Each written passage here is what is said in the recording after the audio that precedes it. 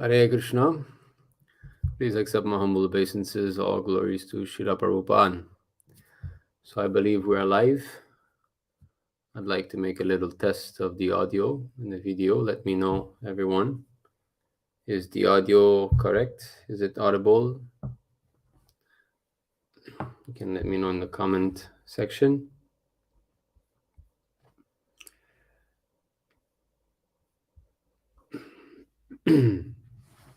So I'd like to also welcome the viewers who will be seeing this later on in the replay on our YouTube channel. Yes, okay. So yes, so Dimitri Prabhu, you've said yes. Now I've read yes only now, so maybe there's still some delay in the comments, just like previous session. So anyway, minor issues. So I would like again to remind all of you that if I get disconnected, please just give me some time to come and get reconnected again. I'm having a lot of difficulties these days with my VPN here in China, because in China we need a VPN to access Twitter and so on. So restrictions are becoming tougher and tougher. Therefore, it's hard to get connected. Just like to do this session yesterday and today, I tried many different VPNs. I downloaded about 3 or 4 of them, tried different connection types and so on. So now it seems to be stable. I've been connected for the past maybe 5 hours. So I guess we're good to go. So today's session, we will be going through some of our YouTube comments. We get a lot of YouTube comments, not that many, but some, and we'll be going through it. Also, we might go to our official ISKM TV channel comment section and see what's going on there also. Recently, we've uploaded a short speaking a little bit against Sadhguru. So of course that created some waves. We got a lot of bad comments, blasting us and so on. So we can go take a look at some of those also. I've got also some screenshots that I took from comments long ago of some requests from some devotees and so on. So we'll take a look at all of this. All right, so we will start with the prayer.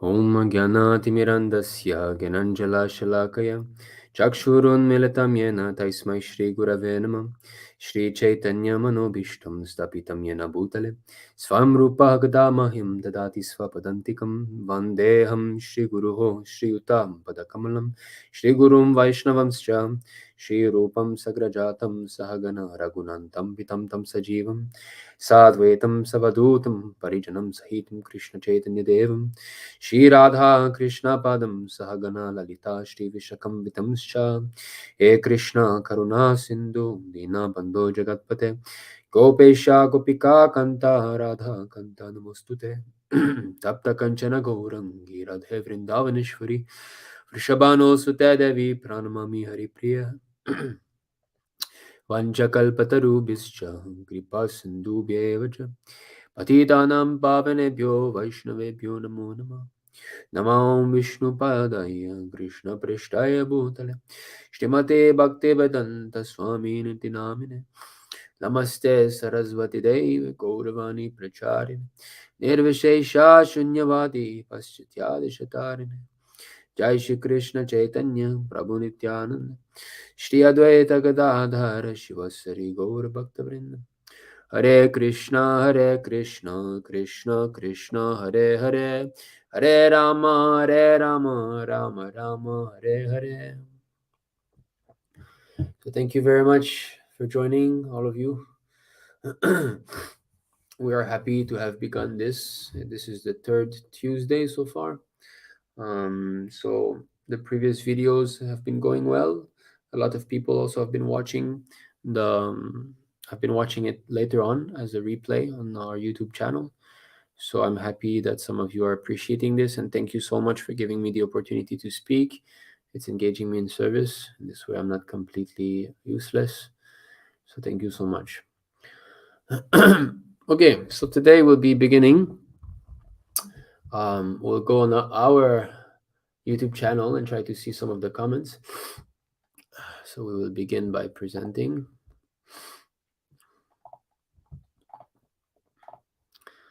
Okay, so let me do like this format. Yes. Okay, so are you all seeing the screen here? Let me know. Say yes. If you're seeing my screen, then we will proceed. It should be fine. Everything looks good. So I believe some of you might have, yes, okay. All right, Dimitri Prabhu, thank you. And Dimitri Prabhu, yes, questions from the live chat. We can do this towards the end.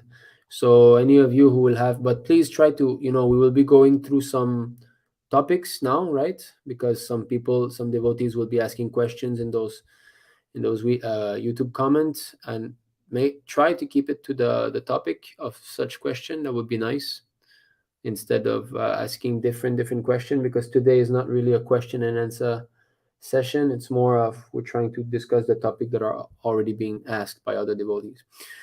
Okay, so this is the comment section. I'll try to zoom in here. You see how YouTube is. It shows the comment was put on which. So this is put on our post today. This is a comment on this video here. So we'll be going through these comments here.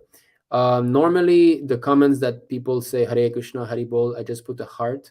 So when I put a heart, actually it removes it, because you see this is I haven't responded. So those are the comment that I haven't responded only. So if I put a heart like this, that comment will be removed from that list. So I've removed a lot of comment like that by putting a heart. So now we're trying to go through some of the comments that I haven't replied yet. So here we have a devotee, Krishna's devotee life. Actually, we know this Prabhu. We are in touch with him. Okay, so this was on a vlog, A New Hope for These Children, Hare Krishna. So it's a vlog about a preaching activity that we had. If some of you have been following the channel, we went to a city called Chenjo, and we had this spiritual summer camp for children. Okay, so here this Prabhu is asking, Prabhu, when I was new to Krishna consciousness, I was very enthusiastic, but I have lost interest in it. But I don't want to leave Krishna consciousness. So what should I do? Yes. So enthusiasm. That is the key, right? There are many ways, favorable ways to practice Krishna consciousness, and this enthusiasm is very, very important. It is one of the key aspects for spiritual advancement. So it is spoken of in the Nectar of Instruction. Sorry, I forgot them. Okay, here. So there is Nectar of Instruction, mantra 3. Okay. Utsahan nischaya dharya tattat karma pravartanat sangatyagat sato vritte shadbhir bhakti prasiddhyati. So here, utsahat. This is the word by enthusiasm. So there are 6 principles favorable to the execution of pure devotional service. That is an important point here, pure devotional service. Because devotional service can be contaminated if we have got wrong motivations in trying to perform devotional activities. If you have got materialistic motivations, we still have some separate desire from the Lord. That is called contaminated devotional service. It is not pure. So here are the principles. Being enthusiastic, endeavoring with confidence. We'll go over them quickly now, and then we'll focus more on enthusiastic. Being patient, acting according to regulative principles such as Shravanam, Kirtanam, Vishnu, Smaranam, hearing, chanting, and remembering Krishna. abandoning the association of non-devotees, following in the footsteps of the previous acharyas. These 6 principles undoubtedly assure the complete success of pure devotional service. So, here the principle of enthusiasm has been raised, so that Prabhu was enthusiastic in the beginning, and then his enthusiasm came to a check. How does that happen? In short, it happens due to bad association. But this can be expanded. We will be reading a little bit of the purport.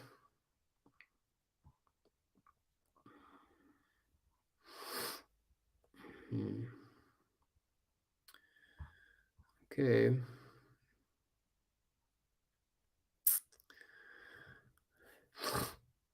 Okay, so here Srila Prabhupada starts to speak about enthusiasm. One should accept this opportunity to return home, back to Godhead, very enthusiastically. Yes, so Srila Prabhupada speaks of this opportunity. What is that opportunity? This human form of life. This is the opportunity. Most living entities are forced to take birth in animal bodies. No, there's no opportunity for them. The door is locked. They have no chance to go back to Krishna in that life. They must wait until they die and take a higher form, and in this way, in the gradual evolution, they will come one day to the human form of life. So this human form of life is a wonderful opportunity, and it is a great catastrophe that it has been wasted so much in this age of Kali, that people are not even interested in trying to understand the self, trying to understand God even. They just conclude that, yeah, there's no God, or, we don't need to care about that. So concerning this human form of life, there are a few verses that we can go to.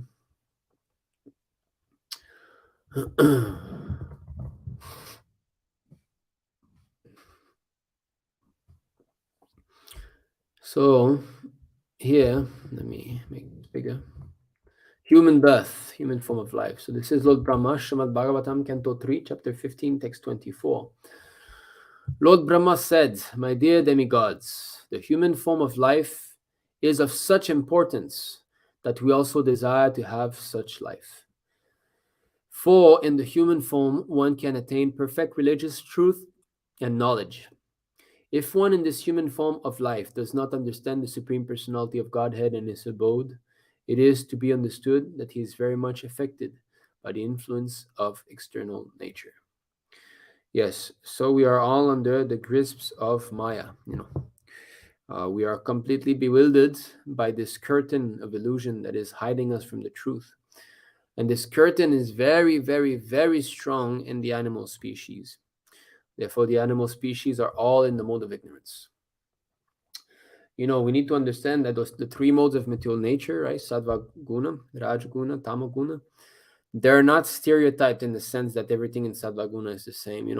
These are divided and subdivided and subdivided and subdivided and subdivided. Everything is made of the 3 modes of material nature. So we can see there's so many forms of life. There's so many sense objects. There's so many products, different sounds, different tastes, different smells, different ideas, different thoughts. So they are multiplied again and again and again. Prabhupada gives this example, 3 and 3, 9, 9 and 9, 81. And in this way, it just exponentially develops. So animals are in the mode of ignorance, but even amongst animals, there are different categories. For example, a cow is an animal in the mode of goodness, a lion in the mode of passion, and a gorilla in the mode of ignorance, right? In the birds, also there's subcategories. The crow would be in the mode of ignorance, the eagle in the mode of passion, the swan in the mode of goodness. Okay. So here Lord Brahma is saying that the demigods are also desirous to attain such a life.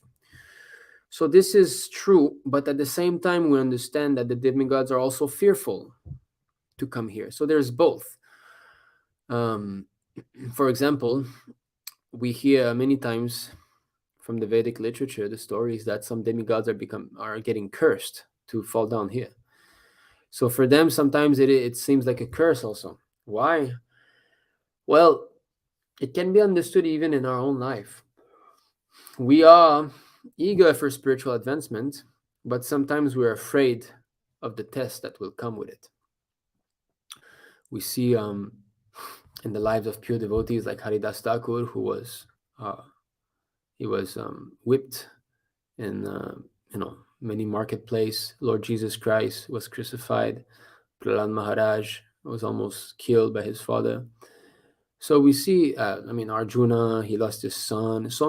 We see that those pure devotees are going through so much troublesome situations that sometimes we think that to surrender further means further test by the Lord, and that's a fact. So there's also a hesitation. So the demigods are not also freed from that doubt of surrendering to the Lord. An example, when the Vasus got cursed to take birth on earth, they pleaded with Mother Ganga to come down and act as their mother and quickly liberate them from this human form.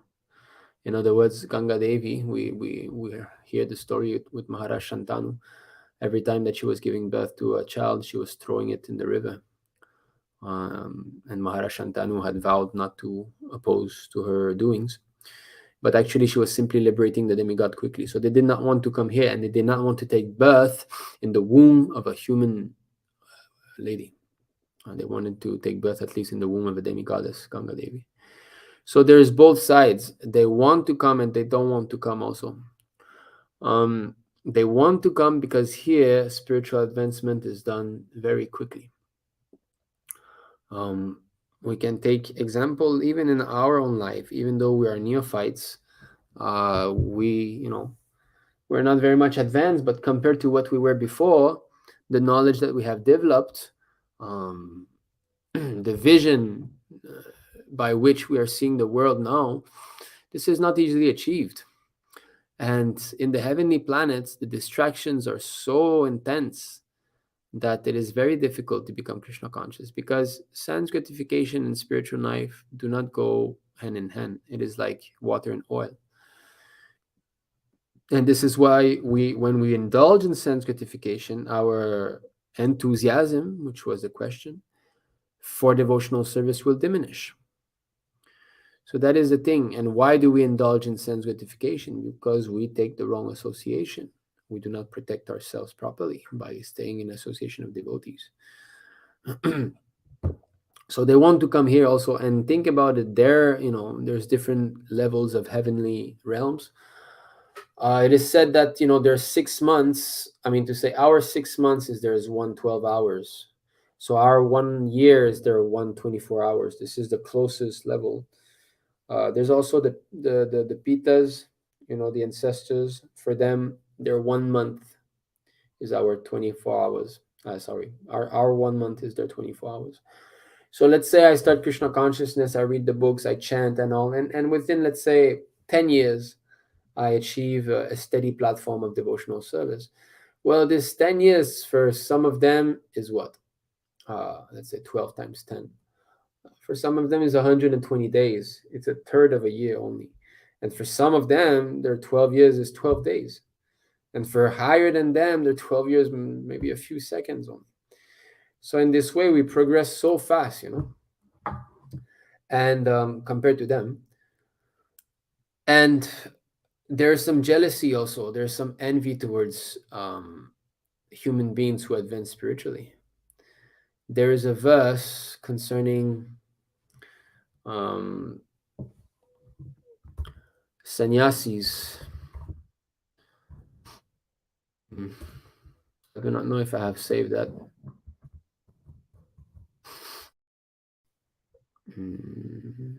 No. Okay, that's not here. I don't think I'll be able to find this. But it's in the Srimad Bhagavatam. There's a verse concerning sannyasis that when one takes sannyas, the demigods will appear to the sannyas in the form of a beautiful woman, maybe their ex-wife or things like that, to make that sannyas fall down, because the demigods will be thinking, oh, this human is going to surpass us. He's going to go back to Krishna, to Godhead. We do not want that. So not here. Okay, another shloka, very famous by Prahlad Maharaj.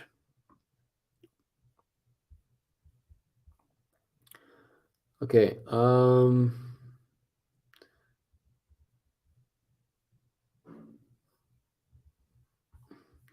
okay. So here, this is from Srimad Bhagavatam, Canto 7, Chapter 6, Text 1. Shri Prahlad Uvacha Kaumara Charit Pragno Dharman Bhagavataniha Dullabham Manusham Janma Tadapyadruvam Arthadam. Prahlad Maharaj said, one who is sufficiently intelligent should use the human form of body from the very beginning of life, in other words, from the tender age of childhood, to practice the activities of devotional service. Giving up all other engagements, the human body is most rarely achieved, and although temporary like other bodies, it is meaningful because in human life one can perform devotional service. Even a slight amount of sincere devotional service can give one complete perfection. You see, even a slight amount. So the Lord is very easily trying to accept us back. Actually, it is very, very easy. What we have to do, the endeavor itself is very easy. It is just that we're so against the Lord in the material world that to shift back to that consciousness of wanted to please Him only is very hard for us. But actually, what does He ask? He's asking us to offer Him some leaf and incense and bow down to Him and chant His name. And in offer, what does He in return? What we offer? Complete liberation from birth, death, disease, and old age. So this has to be pondered upon. So okay, so this is the enthusiasm. This is the opportunity here that Prabhupada is speaking. Very enthusiastic. So we should accept this opportunity very enthusiastically. No. Without enthusiasm, without enthusiasm, one cannot be successful. Even in the material world, one has to be very enthusiastic in his particular field of activity in order to become successful. A student, businessman, artist, or anyone else who wants success in his line must be enthusiastic. Similarly, one has to be very enthusiastic in devotional service. Enthusiasm means action, but action for whom? The answer is that one should always act for Krishna. Krishnartha kila cheshta.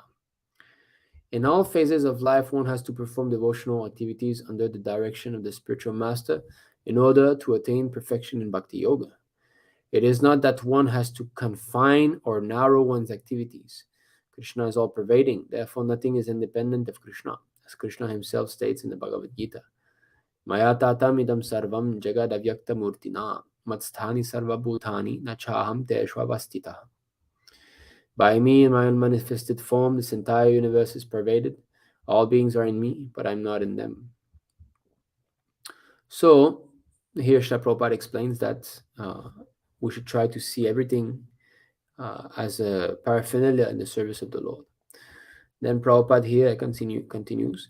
Endeavor executed with intelligence in Krishna consciousness is called utsaha, or enthusiasm. The devotees find the correct means by which everything can be utilized in the service of the Lord. Nirbandha Krishna sambandhe yuktam vairagya muchyate.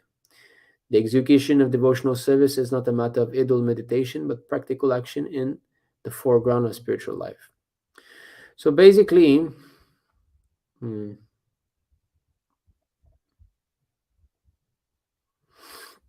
yes. So here, in this Krishna consciousness movement, there are 4 basic regulative principles: forbidding illicit sex, meat eating, gambling, and intoxication. A devotee must be very enthusiastic about following these principles. If he becomes slack in following any of them, his progress will certainly be checked. So that is a very important thing. We have to follow the 4 regulative principles, and we need to chant our fixed number of rounds.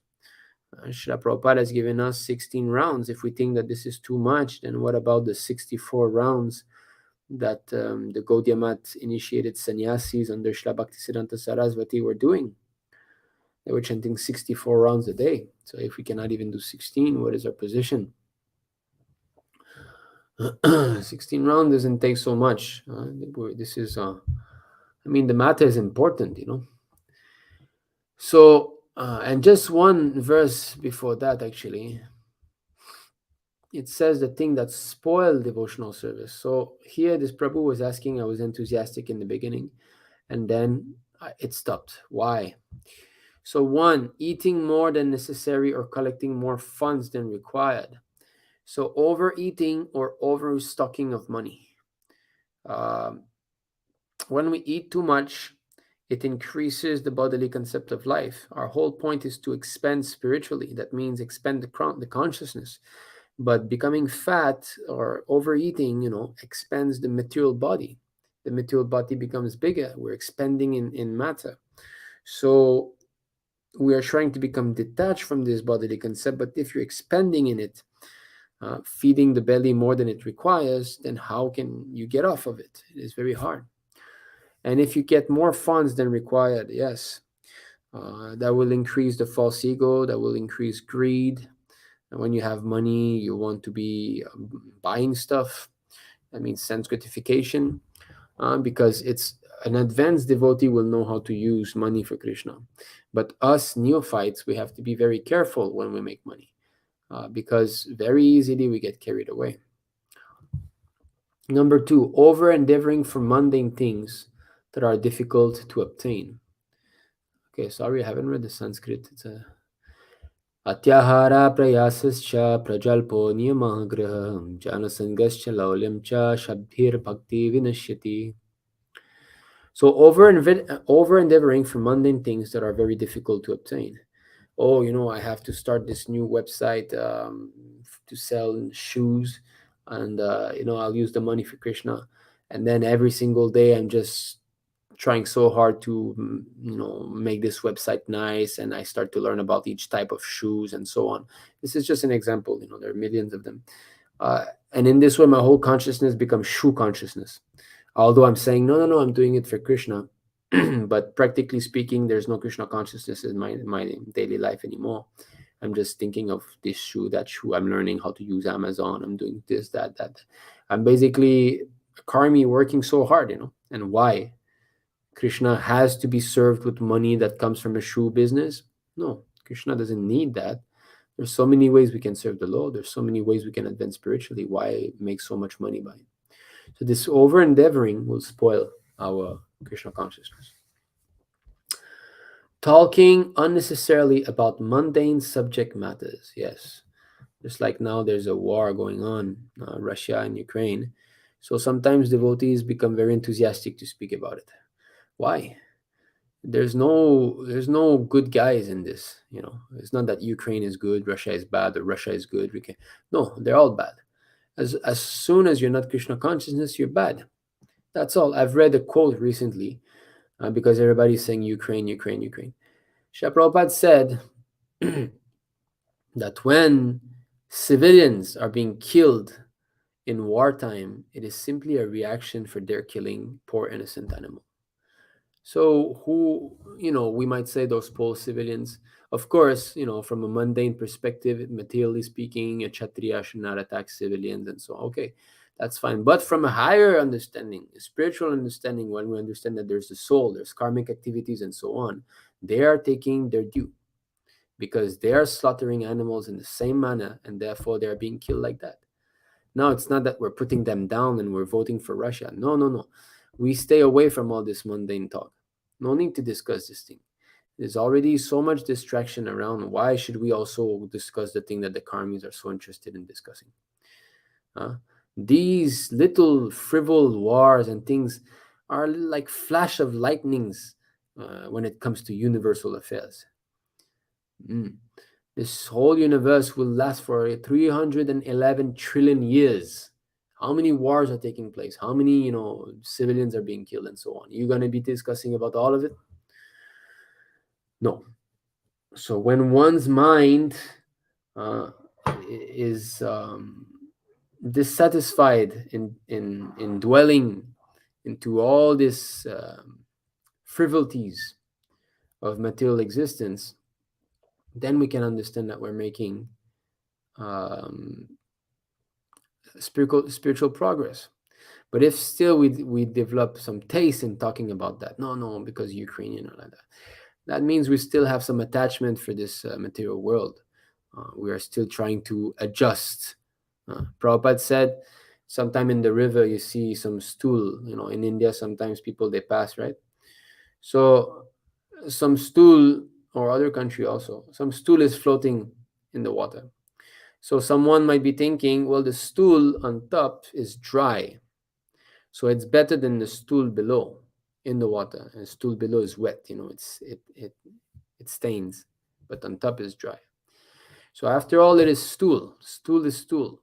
So why waste time in trying to argue which is good, which is bad? It's all bad. It's all stool. So we should not waste time in all these frivolous topics. All right.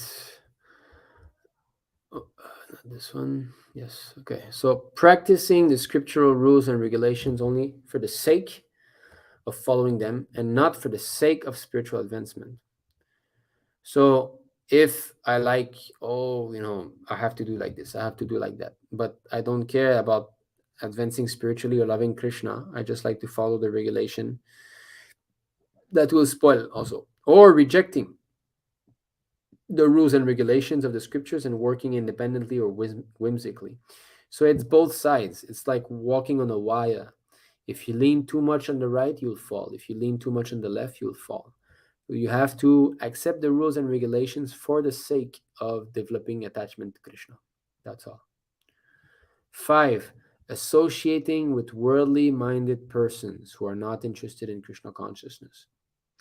Now, this one is so important that even in the positive verse, the next one, 6 things that are favorable for advancing in Krishna consciousness, that one is repeated. Giving up the association of a satsanga, those who are not after spiritual topics. So that one is a big one. And it's not always easy to give up association of people who are worldly minded, because many times it's our own family. So in this matter, we just have to pray to the Lord that He arranges for us to be able to give up association. In my case, when I started to read Bhagavad Gita and chant Hare Krishna, I was in 2014, and I was in China, I was on my own. And after that, after like chanting and just for a few months, very new, I was thinking, oh, now I have to go back to Canada and save my family. I was thinking like that. So when I went back, I actually went back to Canada. Then I saw my father. My father saw me, trying to become a devotee. And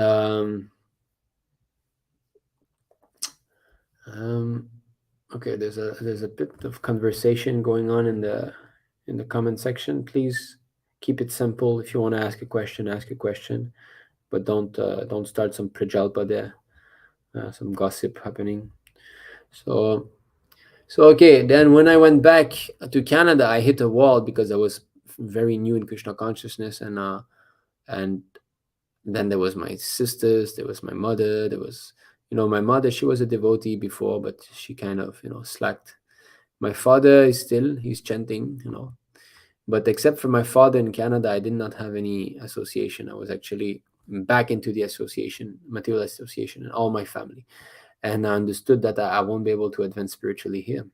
So I hit a wall, and that really affected me. I started to smoke ganja again, even, and so on. So then later on, only when I came back to China, and then I found the devotees here, the Matajis first, and they put me in touch with His Grace and Gopal Prabhu and so on. So then I got back, and I could come out slowly out of my bad habits. So, but that was not my arrangement, you see. I never thought I would not go back to Canada for so long. 2014 was the last time that I was there. It's been 8 years. So Krishna has kept me away from my family. So this is it, Krishna can make arrangement for you to stay away from materialistic persons, even though they might be your family member. So we have to be able to take it. It's not easy, but we're not giving up their service. We're helping them also, because what is it that they're doing?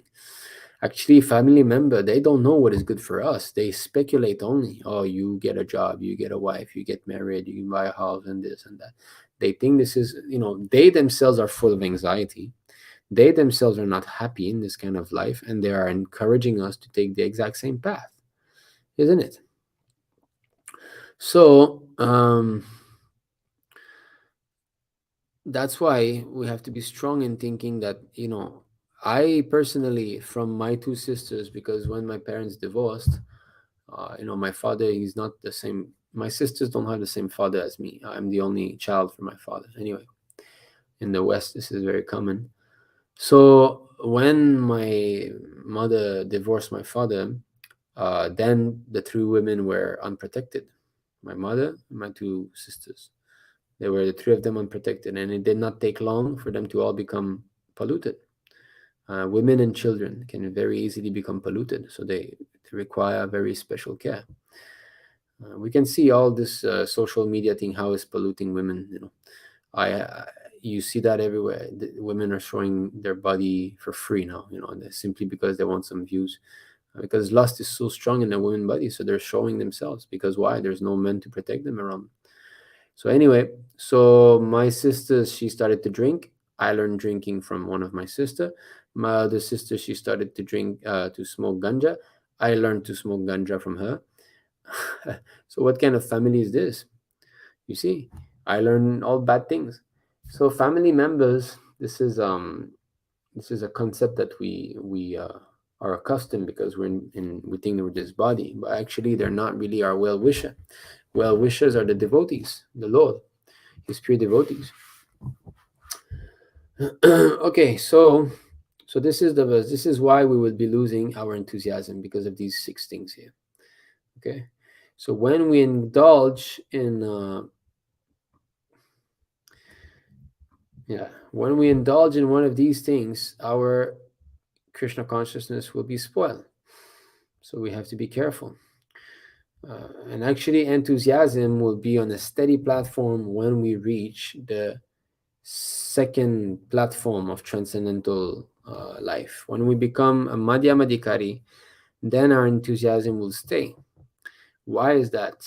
Because the Kanishta Adhikari still has a material motivation in order to perform his devotional life. For example, I want some money, I go to the temple, I pray to the Lord. Money doesn't come.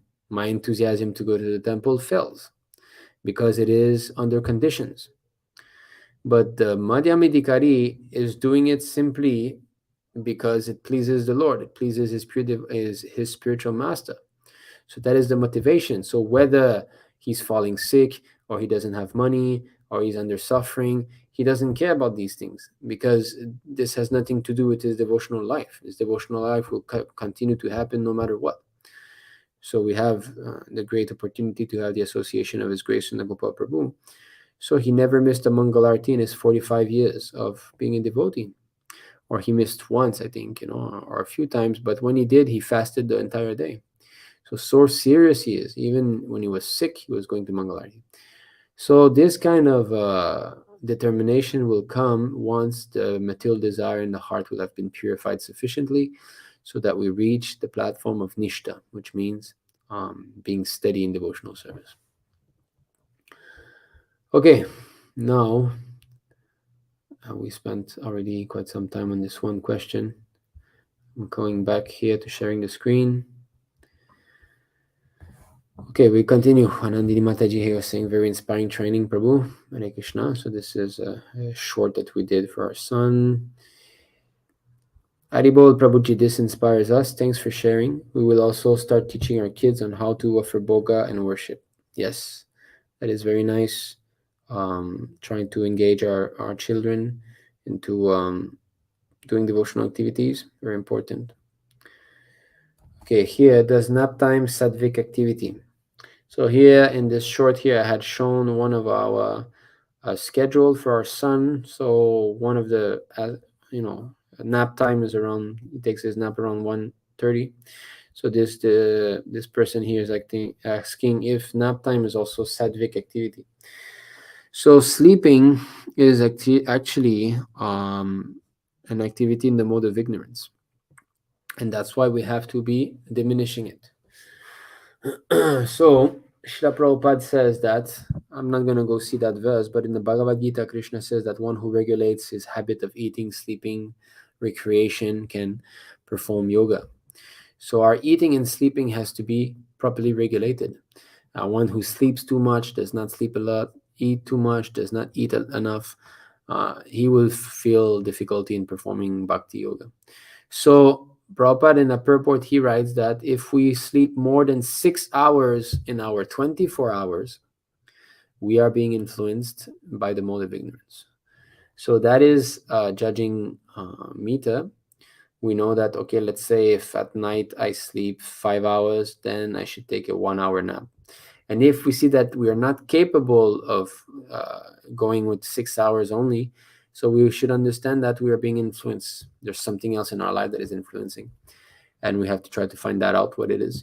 Maybe it's eating too much, maybe it's working too much, maybe it's we've seen those 6 things, right? 6 things that spoil. So we have to see in those.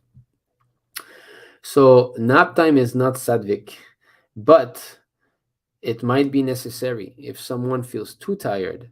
What happens when we don't sleep enough? We fall sick, right? So we should not fall sick. We should sleep enough so that we feel rested, and we feel we have got energy in the day. But not that as soon as I wake up, do I feel that I slept enough? No, that's not the judging factor. Everybody will think he never slept enough.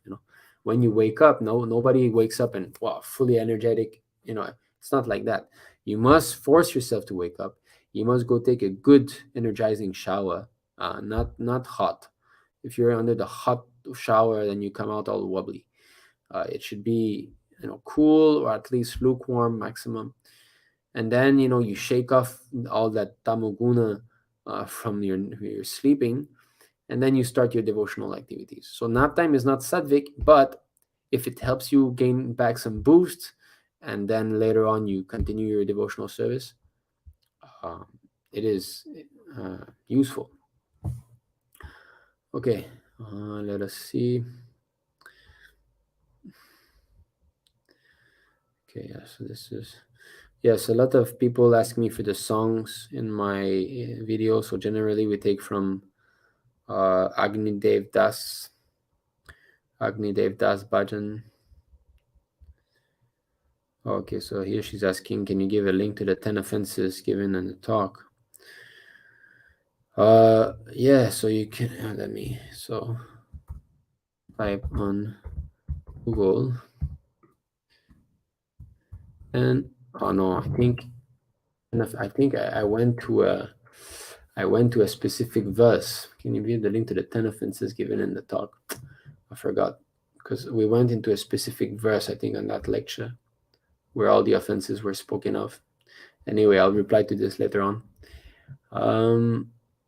Okay, thank you, Hare Krishna.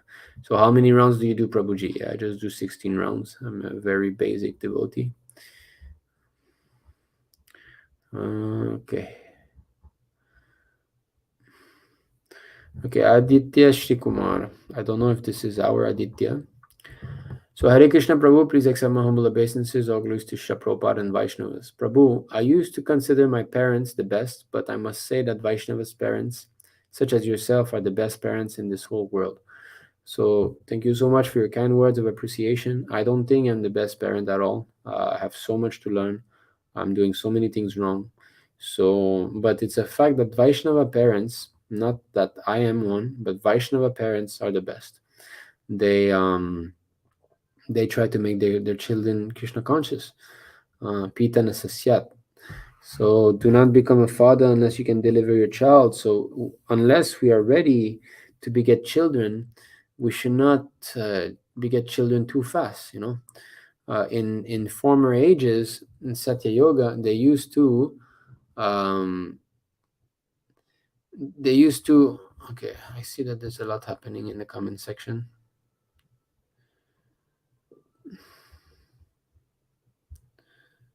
To become visible, we should teach the publicly. Maharaj appear and then do the needful. Okay, there's a lot of talking happening.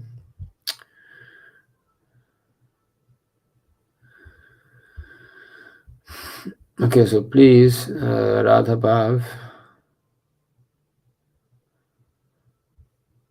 if you have question, you can put in the comment section, but please do not try to have a whole discussion here. That's not the point, you know.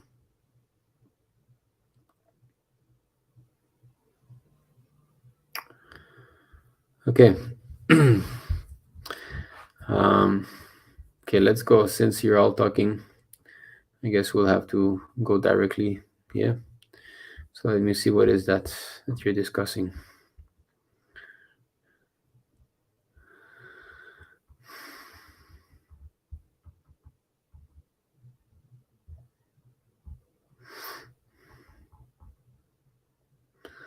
You're speaking about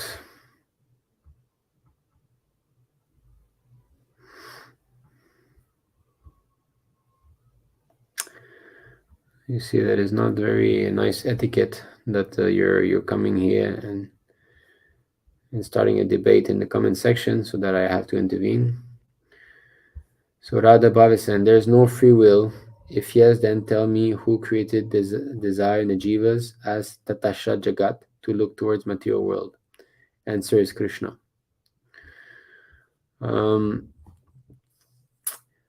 No, this desire, yes, nothing can be done without the sanction of the Lord. So the desire to also rebel against Krishna is also his creation, but he's not forcing you to accept that. You see, the desire of the living entity in the spiritual world is Chaitanya. That means he's full of knowledge. That means he knows. He knows fully what, unless you have got knowledge, there's no question of free will. So when you have got full knowledge, then there's free will. So the spiritual devotee, the pure devotee in the spiritual world, he knows that if he comes to the material world, what will take place. So that is his free will. Now, Jai and Vijay are different. Krishna wanted to fight. That is Krishna's desire. And Jai and Vijay's Krishna consciousness were never interrupted. They were always Krishna conscious. But because they had to become enemy of the Lord, the Krishna consciousness changed into enmity. But they always remember Krishna. Whether it was as Hiranyakashipu, they were always thinking of Krishna, you know.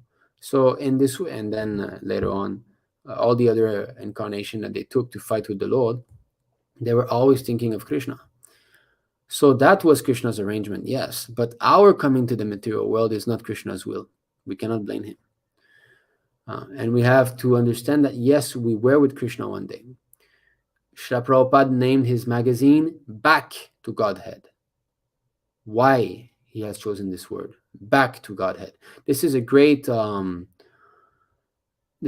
debate in the Vaishnava community, whether we fell down from Krishna Loka, from a spiritual planet, or from Brahman.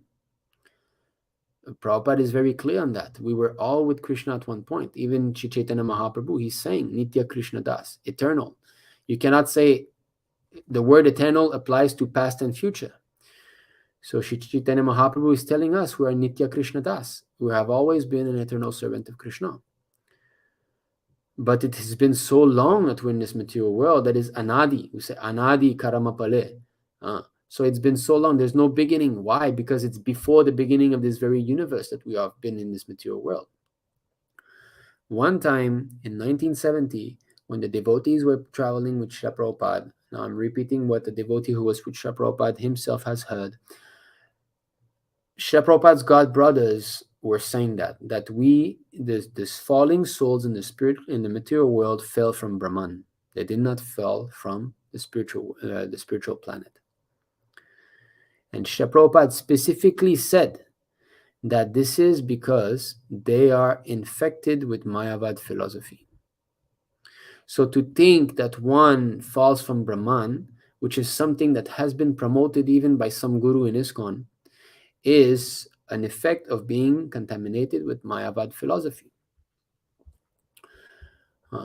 So there is free will. To say that there is no free will, if yes, then tell me who created desire in the jivas. Yes, who created the desire that this man will rape this woman? Are you telling me that Krishna is telling that man to rape the woman? Huh? No, because that man has chosen to be under the subjugation of Maya. So Maya is forcing. Yes, every thought, everything has been created by the Lord. That's a fact. But Krishna is telling you, don't go there, do this. Yes, I have created everything. Irreligion is my back, isn't it? The back of Krishna is irreligion. Srila Vyasadeva got this realization. He saw Maya in the back, the shadow, standing under full control. But where do you see in the Bhagavad Gita Krishna telling you that you go and kill this man? You steal this man's property. You rape this woman. Where is Krishna telling you that? He's not telling. Therefore, although Krishna is everything, he's telling you, you do this. You don't do that. Now, if you don't obey, that is your fault. So free will is there. It might be very bewildering. It might be hard to accept. But we must accept. This is our fault. Otherwise, why are there Nitya Siddha and Nitya Baddha? Why are there a living entity in the spiritual world and living entity in the material world? Who has made the choice? It's not that Krishna has kicked us out. We wanted to come and we forced the Lord to let us come. Yes, we cannot come here independently from His, but His willing has been forced by us because He says that you do what you do. After speaking the Bhagavad Gita, He gave the free will to Arjuna. He did not say to Arjuna, no, now you must fight. You have to. No, he's telling you, you should fight. You should do that. You should do this, because of that, because of this, because I'm telling you, I want you to fight. Therefore, you should fight. Now do what you wish to do. The free will always be there. If that free will is taken away by the Lord, there's no question of love. A stone has no free will. If I throw a stone far away, it will land where I threw it. That's all. Finished. But us, the living entity, we have got this moving power. We have got this acceptance of yes or no. And only when there's this yes or no can love come.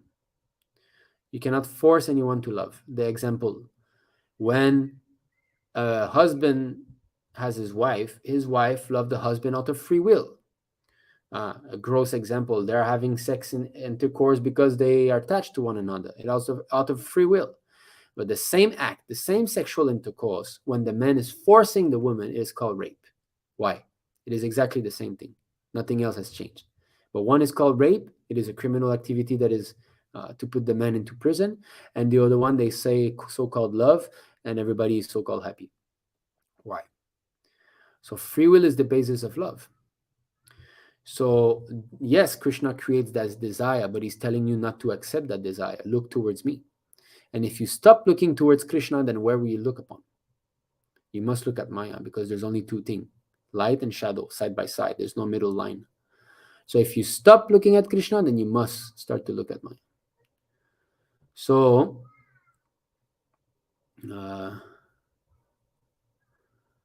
we do not accept that it is Krishna's fault that we come here. No, we do not blame the Lord like this.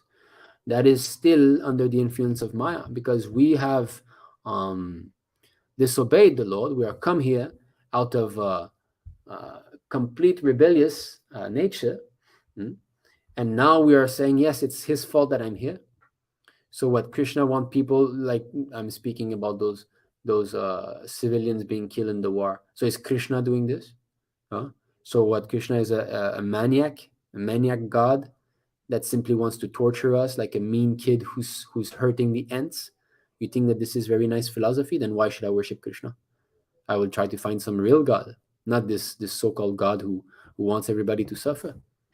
And if he wants us to suffer, then why is he coming and speaking the Bhagavad Gita? Why is he coming to do a cleanup and kill demons like Kamsa and do the whole Kurukshetra war to alleviate all these demons from the earth? Why is he speaking, giving his instructions and leaving Srimad Bhagavatam behind him? Why all this endeavor? So we do not accept that Krishna is a mean God. No. So you're saying Krishna is the reason for everything. Yes, sarva karana karanam. So Krishna is the reason of your independence. And in this way, he's the cause of all causes. But not that he's the immediate cause of all causes. No. The immediate cause of everything that is bad in the material world is us. Is our desire to go away from Krishna. That is the immediate cause. Now, why do we have this choice of doing right and wrong? Yes, that free will has been given by Krishna. So in this way, he's the cause of the cause. But he's not the immediate cause. He's the remote cause. Sarva karana karanyam. What? If I kill my son now, it's Krishna, right? Krishna will have told me that, isn't it? No, not at all. Maya would have done that. Maya, under her subjugation, forced by the three modes of the material nature, yes, I would have done this. But Krishna says, rise above these three modes. Brahma Bhuta Prasanat Manasochiti Nakanchani Samasaveshu Bhuteshu Mad Bhaktim Labate Param. Why is he stressing that when we transcend the three modes of material nature, then we come to the devotional service of the Lord? So force is always there. That's a fact. In this way, you can say that there's no free will. You're always forced. You're never independent. So free will does not exist in the sense that you're never independent.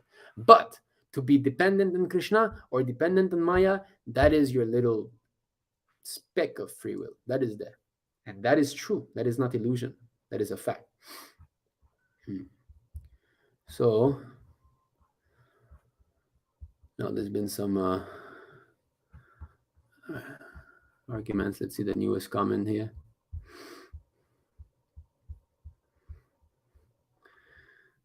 You are no free to choose whether you will worship Krishna or not. If it is there in your script, then you will worship. A Trikaldarshi can see past, present, future because everything is fixed, not free.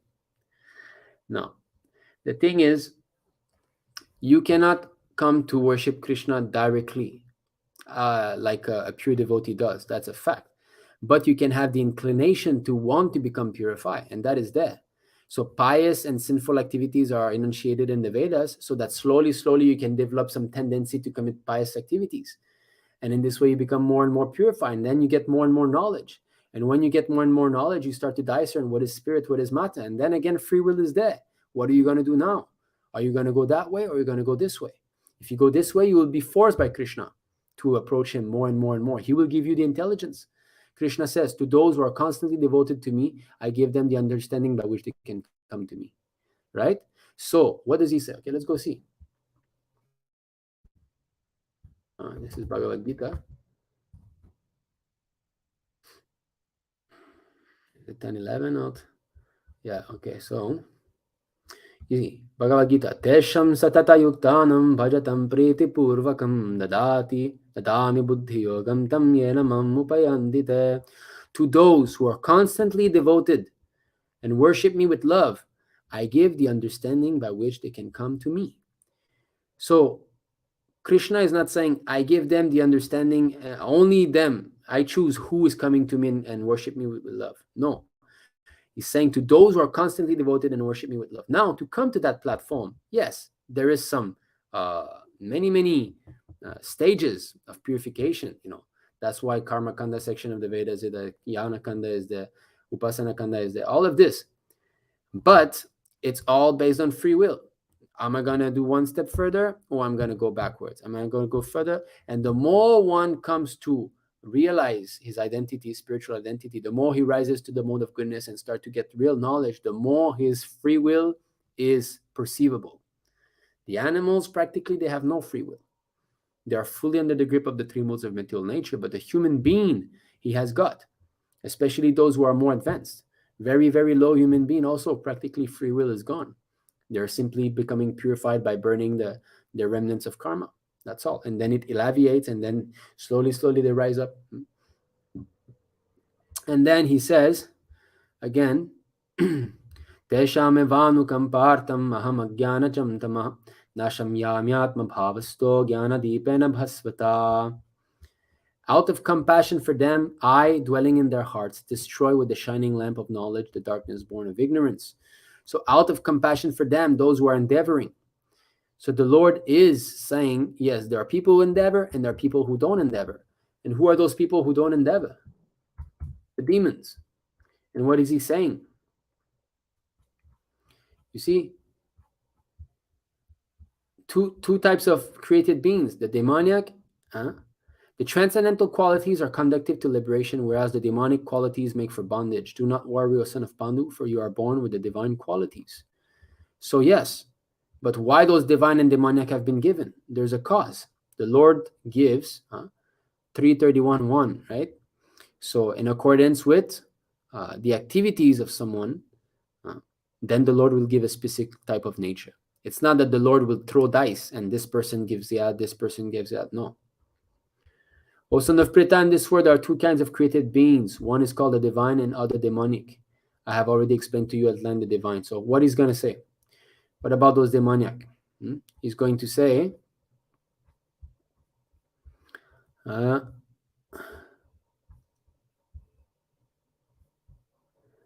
those who are envious and mischievous, who are the lowest among men, are cast by me into the ocean of material existence, into various demonic species of life. So yes, there's no independence for them, but why have they achieved this state of being envious and mischievous? This is out of free will. Free will is there. People see we are under conditions, we're forced to become old, we're forced to die, and so on. And someone who's becoming inquisitive, why is this happening? Why is this? Then Krishna will send a devotee. Yes, here's my Bhagavad Gita. Take it. I'm giving you knowledge now. Now you read and let's see what you do. You wanted to know? Now you know. What are you going to do next? What are you going to do next? So if we start to blame Krishna for everything, then even you see, we have some gurus who have fallen down in our movement. Kirtanananda Swami, he became a pedophile. He raped some children. He killed some devotees. They found some dozens of dead corpses in New Vrindavan. He became a complete demon. Why? Oh, Krishna wanted this, right? So we're going to blame Krishna for all this craziness that is happening? No. He had Bhagavad Gita, he had the knowledge. Srila Prabhupada accepted him as a disciple. Krishna tended his hand to him. Yes, you can come back to Krishna. You can come back to me now. What are you going to do next? So the free will never stops. It is always there. So,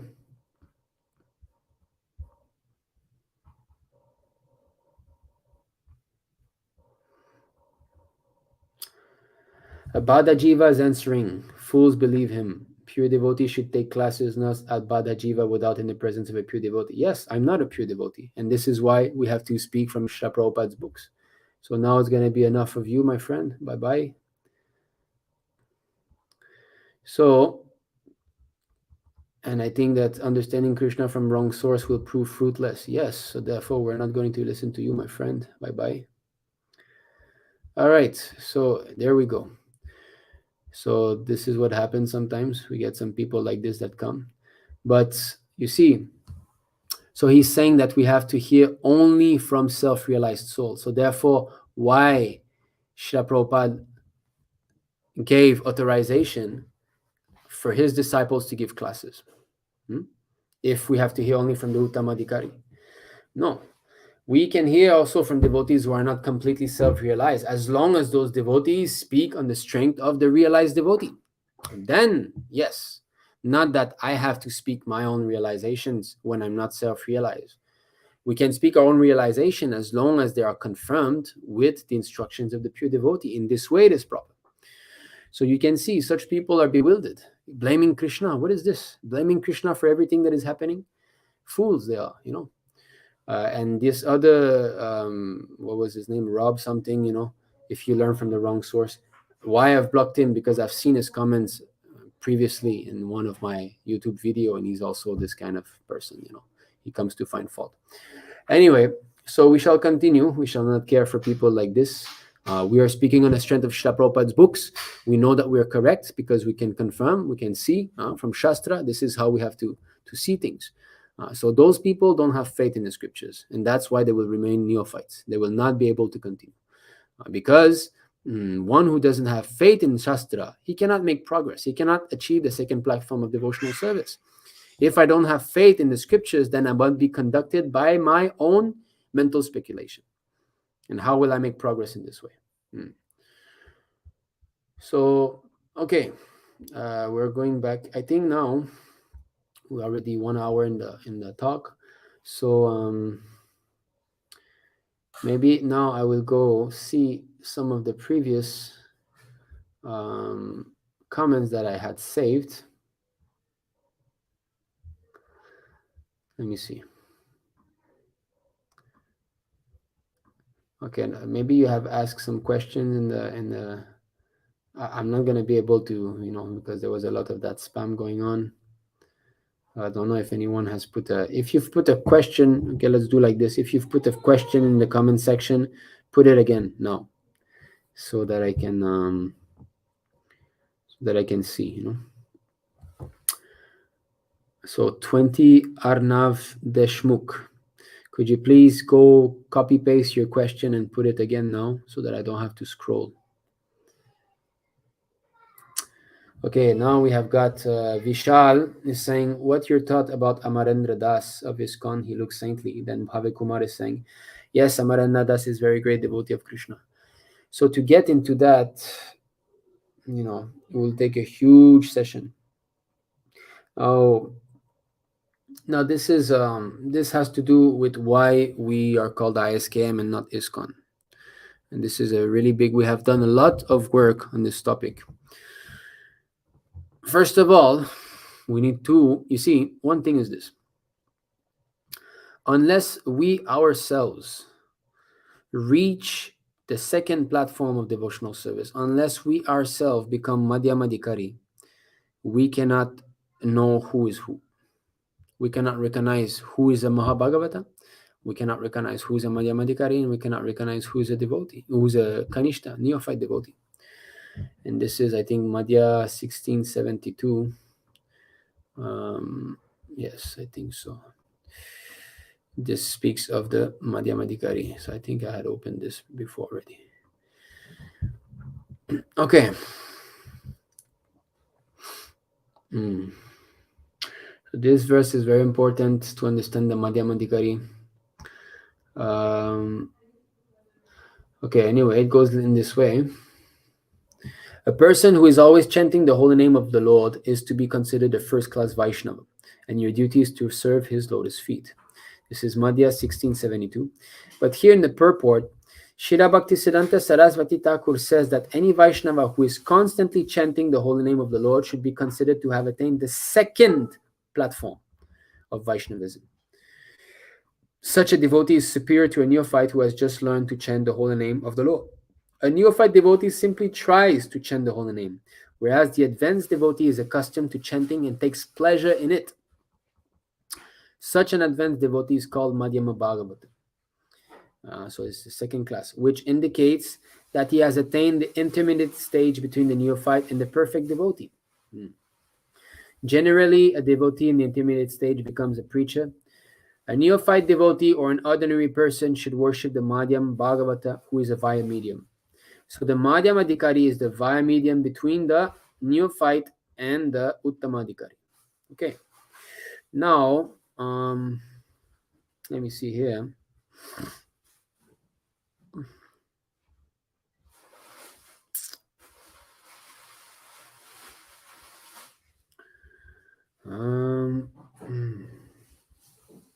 Okay.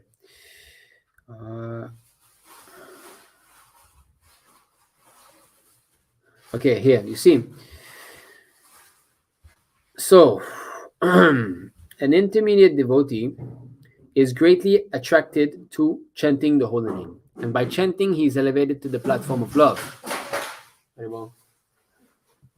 If one chants the holy name of the Lord with great attachment, he can understand his position as an eternal servant of the spiritual master, other Vaishnavas, and Krishna himself. Thus, the intermediate Vaishnava considers himself Krishna Das, Krishna's servant.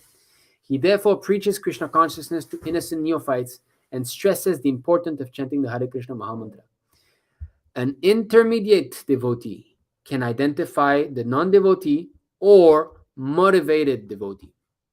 The motivated devotee or the non-devotees are on the material platform and they are called prakrita. The intermediate devotee does not mix with such materialistic people. However, he understands that the Supreme Personality of Godhead and everything related to him are on the same transcendental platform. Actually, none of them are mundane. So let's see that again. An intermediate devotee can identify the non-devotee or motivated devotee. So unless we come to the Madhyamadikari platform, unless we are very much attached to chant the holy name and take pleasure in it, we cannot judge who is who. And this is a very important point. We'll go back to it. But do you understand this? Unless we have developed a great taste for chanting the holy name, that means when we chant our rounds, we love it. We are feeling, yes, Hare Krishna, Hare Krishna. Unless we develop that, and unless we're always trying to be engaged in preaching, trying to push this movement forward and tax our brain on what to do next, what to do next, what to do next. Unless we are there, we cannot judge who is who. So to say, I'm not speaking of Amarendra Prabhu or any other devotees, but unless we are on that platform, we cannot tell who is who. So therefore, we must follow the regulative principles and see strictly according to Srila Prabhupada's instructions. 100%. What did Srila Prabhupada say? I must follow. What did he say concerning the matter of initiation in ISKCON? I must follow. What did he say that we have to do now? I must follow. What did he say I should take initiation from? I must follow. All of this has to be there. So to tell you something very quickly, Srila Prabhupada in his books, he stated clearly that the bona fide spiritual master has to be a Mahabhagavata. A bona fide Diksha Guru must be an Uttama Adhikari. And that is not being strictly followed in ISKCON. I'm sorry, let's go see something. Okay. First, we'll go back to here. Is it here? No. Here. Yes. So you see here, the motivated devotee or the non-devotee are on the material platform, and they are called prakrita. So motivated devotee means the mixed devotee.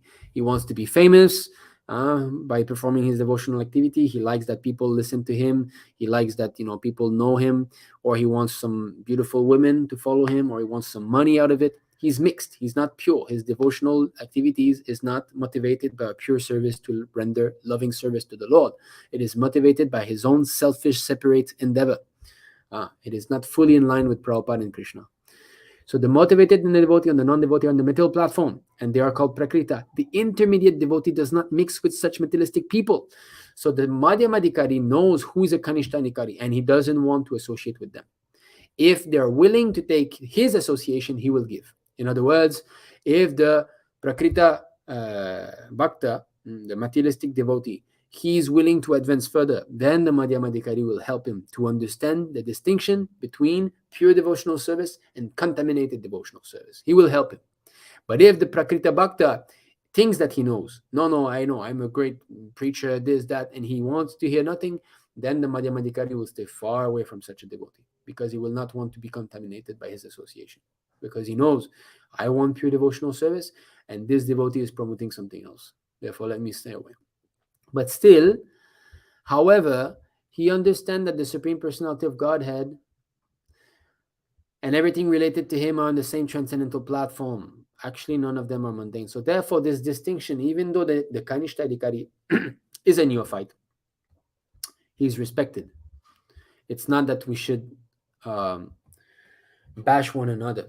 Sometimes devotees in ISKCON, they will say, devotees who have accepted the Ritvik system are all demons. Or you will have devotees who have accepted the Ritvik system. Devotees in ISKCON are demons. This is all nonsense. How can a demon chant Hare Krishna? It's not possible. None of them are demons. They're all devotees. It's just that there are mixed devotees. And there are devotees that are attracted to pure devotional service.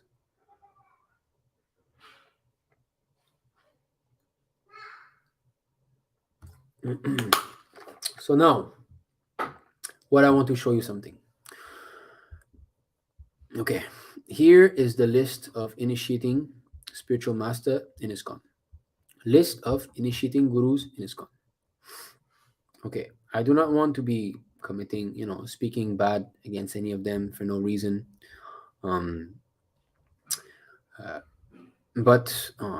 Okay, just before you do this, before I be blame of Vaishnava Parad or anything, let me show you something. This is an article from Srila Bhaktivedanta Thakur. Okay. He speaks about Vaishnava Parad. Yet, if one has proper intentions in pointing out another's faults, then Shastra does not consider that as an offense. There are 3 types of proper intention. So here Bhaktivedanta Thakur is telling us there are 3 types of good intention in pointing out the faults in other devotees or other people. If we expose someone's sins in order that they ultimately attain auspiciousness, then such discussions are favorable. Okay? If we speak bad about someone, look, you're doing this sin, this is bad, this is bad, this is bad. We have a desire that that person becomes elevated. That is good. And this is the same thing if a devotee deviates. Okay. If we deliberate on a sinner's vices in order to benefit the whole world, then this should be counted as an auspicious action. So we point out, look, this is wrong. That should not be done. And we speak out loudly. We let the whole world know, or at least those who listen. That is also good because the desire is proper. If such deliberations are for one's own spiritual benefit, then such an aspect carries no fault. So, three things: I want the benefit of the person who is committing wrong, I want the benefit of others who are onlookers, or I want my own benefit. I want to be distinguishing between right and wrong. If we point faults in these aspects, it is not Vaishnava Parad. When one reflects upon the history concerning the previous lives of Valmiki or the previous activities of Jagai and Madhai, then such deliberations are actually free of sin.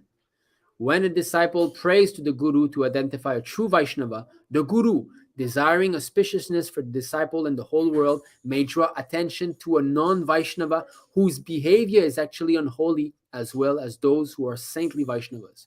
So you see, when a disciple prays to Guru to identify a true Vaishnava, that means there are not true Vaishnavas. There are people who are wearing tilak, dhoti, they have the bead bags, but they're not true Vaishnava. We have to be careful. They're called Kalichela. Bhaktivedanta Thakur has sung about them. So the Guru, desiring auspiciousness for the disciple and the whole world, may draw attention to a non-Vaishnava whose behavior is actually unholy, as well as those who are saintly Vaishnavas. So he will make distinction. You see, this person is dressed as a devotee, but he's not acting like a devotee. Don't associate with him. That devotee is good. Go there. So that distinction is not Vaishnava Parad. It is to protect the disciple or protect those onlookers or protect ourselves. With the intention to guide others to accept shelter at the feet of the real Vaishnavas, it is not sadhu ninda or Vaishnava Parad. To reject the company of such deceitful dharmadvajis, dharmadvajis mean religious pretenders. Even if criticism arises towards a specific person, it is still free from any fault. These are examples of criticizing with a proper motivation. Okay, you understand now? So it's okay to find fault even in devotees if they are deviating, because it is for the auspicious of that devotee or the onlookers or ourselves. And why we have to be careful? Because such devotee exists. Bhaktivedanta Thakur, this is the Bal Sangit. He's done many songs called Bal Sangit. This is the third song. Oh, you have so much to say about being genuine. You are seen to be wrapped in an old tattered blanket and wearing a simple loincloth, just like a renounced ascetic. But in actuality, all of this is simply pretentious. Leaving your legally married wife at home, you go off and keep the company of the wives of others. In your greed for acquiring more and more wealth, you wander like a poor beggar from door to door, and you secretly keep so many surpluses stored away. You are quite confident in presenting yourself as a saintly spiritual master, and thus you are busily engaged in initiating innocent people by reciting Krishna Nama into their ear. Is this behavior not a great charade? Can anyone be called a guru simply because he gives advice to others? A cook can never use whey in a recipe that calls for milk. Now think about this and just see what I see. On the strength of the true qualities of peacefulness, sense control, and tolerance, one's mundane desires are renounced as true spiritual faith arises. That being the case, the renunciate Chandabal says, what will become of your premature imitation of spiritual perfection? In other words, those who are not on the level of Uttamadhikari, if they prematurely accept the platform of being a spiritual master. Okay, I see in the comment you've seen that I've paused. No, I think I've come back then. So then, can you go see Mama? But Mama's making candy snake. Okay, then you go do something else outside. Papa's giving a live class. Okay, you go play with your toys or something. This is the reality of Grihastha Ashram. Why do we reading just now? Okay, you're saying I'm frozen now? Is it? Okay.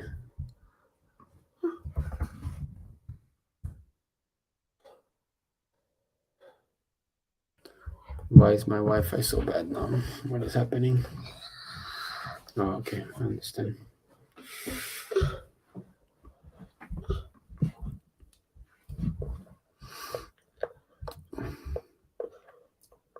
What do we So then I want you to go away. Don't stay here. Don't disturb Papa. Please. I'm not disturbing. Yes, you are disturbing. Yeah, just stay on the bed.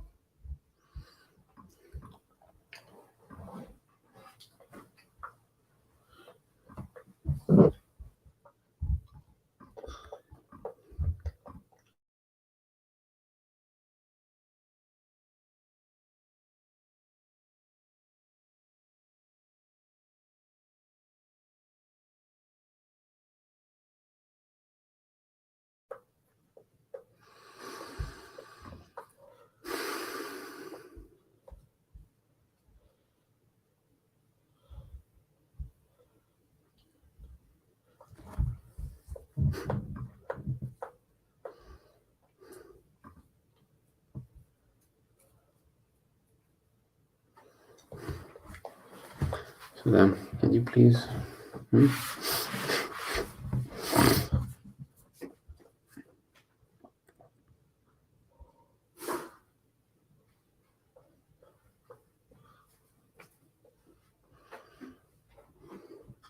Why do you stay here? You can go play something.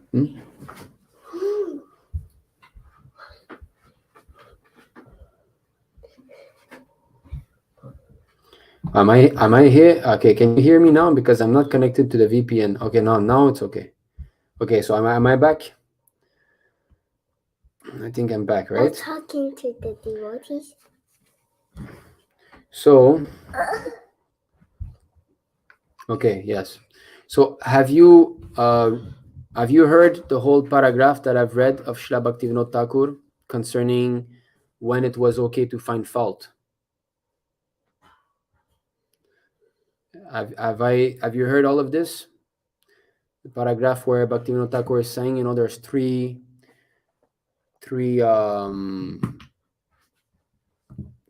types. Yes, Prabhu did hear all. Okay, one moment. I need to deal with this boy here.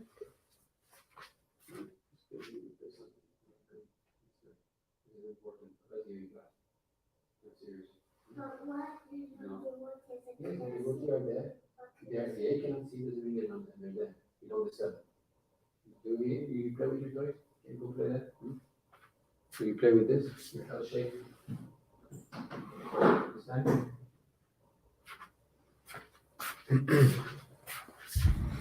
So, little boy was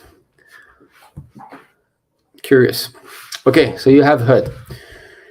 So, and you have heard the song. We went through the song here, the Baula song. Have you heard all of this? So Srila Bhaktivedanta Thakur is saying that those who act as renouncers, as spiritual masters, and the initiate disciples simply, they have a wrong motivation in doing so. So, one moment.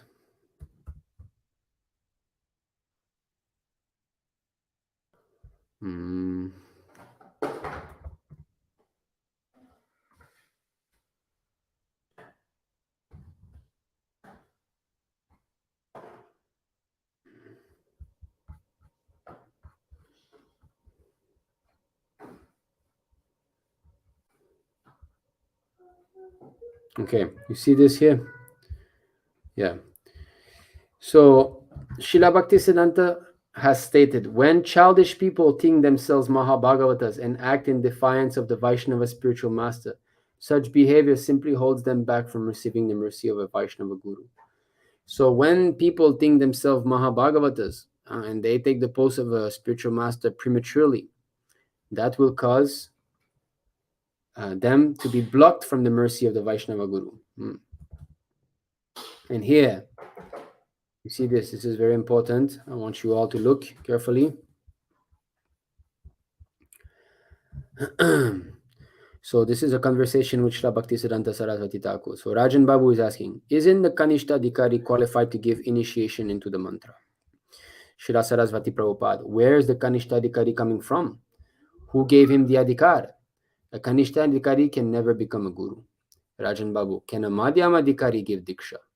So here in ISKCON now, they say that Madhyama Adhikari can give Diksha. And this is what they say, that the ISKCON Guru are generally Madhyama Adhikari. Srila Saraswati Prabhupada, he can only perform the initial duties of Diksha. It is the Uttama Adhikari Mahabhagavata Vaishnava who is actually the Diksha Guru. So Mahabhagavata is actually Diksha Guru. Srila Prabhupada here, to answer your Ishtagosti question are as follows. Unless one is a resident of Krishna Loka, one cannot be a spiritual master. That is the first proposition. A layman cannot be a spiritual master. And if he becomes so, then he will simply create disturbance. You see? Resident of Krishna Loka. Okay, so now going back to the list of initiating spiritual master here. Again, keep in mind. So, what is... So you see, there are, 894 initiating spiritual master. So if there was 94 Uttama Adhikari on the planet, can you imagine 94 Srila Prabhupada, what he has done in 11 years? If 94 of them were on the planet, then definitely the entire world would be chanting Hare Krishna. So here, Mahavishnu Swami, he's still initiating in ISKCON. Okay, he's a formal initiating spiritual master in ISKCON. So here, let me show you a video of him. So this is a video of, where is this? Sorry, there's a lot of crazy pictures here. So this is Mahavishnu Swami. Okay, you don't need to hear the audio. Maybe you're hearing. It is childish civilization. It is childish civilization. It is childish civilization. It is childish civilization. Yeah, crazy man. Because they have no future. Because they have no future. Childish civilization. Childish civilization. Okay, enough of this. So what do you all think about that? Right? So he's still in ISKCON, he's still an initiating spiritual master. So what is he singing? Dimitri Prabhu is asking. Is it very important? He's singing, it's a childish civilization, whatever he's saying, taking out his teeth and all. So what is this? Why is the GPC electing such people? And first of all, this whole thing of electing, most of you are from India. You tell me which sampradaya, where in the Vedas or anywhere else, in your Vedic culture, you have heard of a guru that is being elected by a group of people. A guru is never elected like that. This is a concoction. It does not happen. So, so that's why we are preaching under the banner ISKM. Not that we want to be separate from ISKCON. We want to be doing service in ISKCON. This is the society started by Srila Prabhupada. But we see deviations like this taking place. And the people who are in authority are the one allowing these things. The GBC, who is managing ISKCON, are the one authorizing all of this. So how can we continue to perform devotional service in an organization that is deviating? So we prefer keeping, even though a smaller organization, but at least it is pure. So anyway,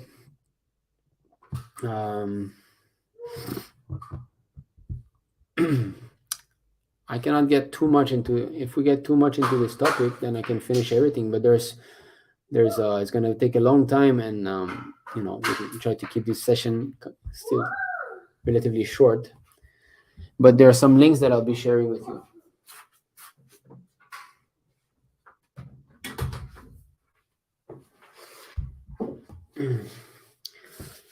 first of all, let me go find a few videos that you can take a look and see. So there is one devotee in ISKCON. He's acting as a spiritual master. So his name is Bhaktivedanta Swami. So he's very famous in ISKCON. A lot of devotees go to him for guidance.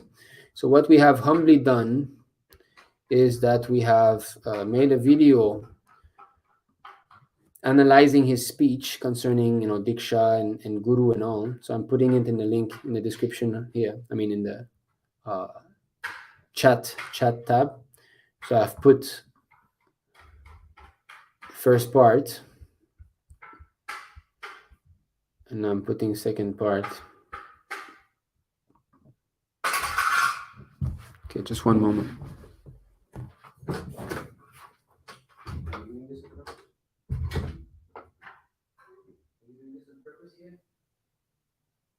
Why are you right next to the door making this sound? We're not giving a class.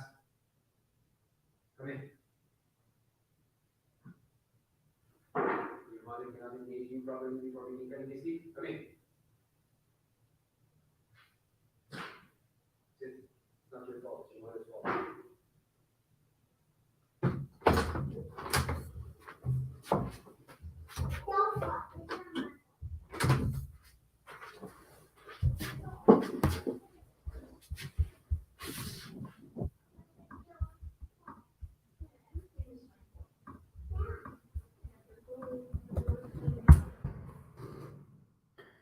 So this is part 2 here.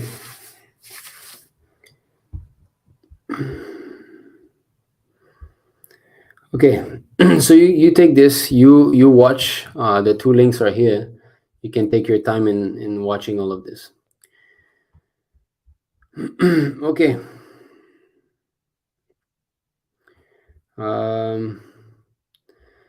Okay, let me go see now. You have some comments here. I will be highlighting.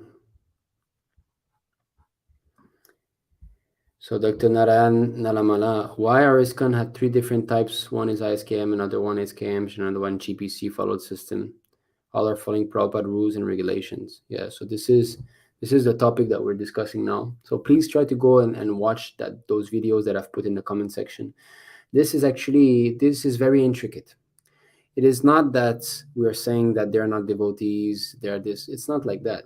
But just like we've read now, it is proper to point out some faults or some deviations in order to protect our own spiritual life, or protect someone else's spiritual life, or to help the deviant advance in spiritual life.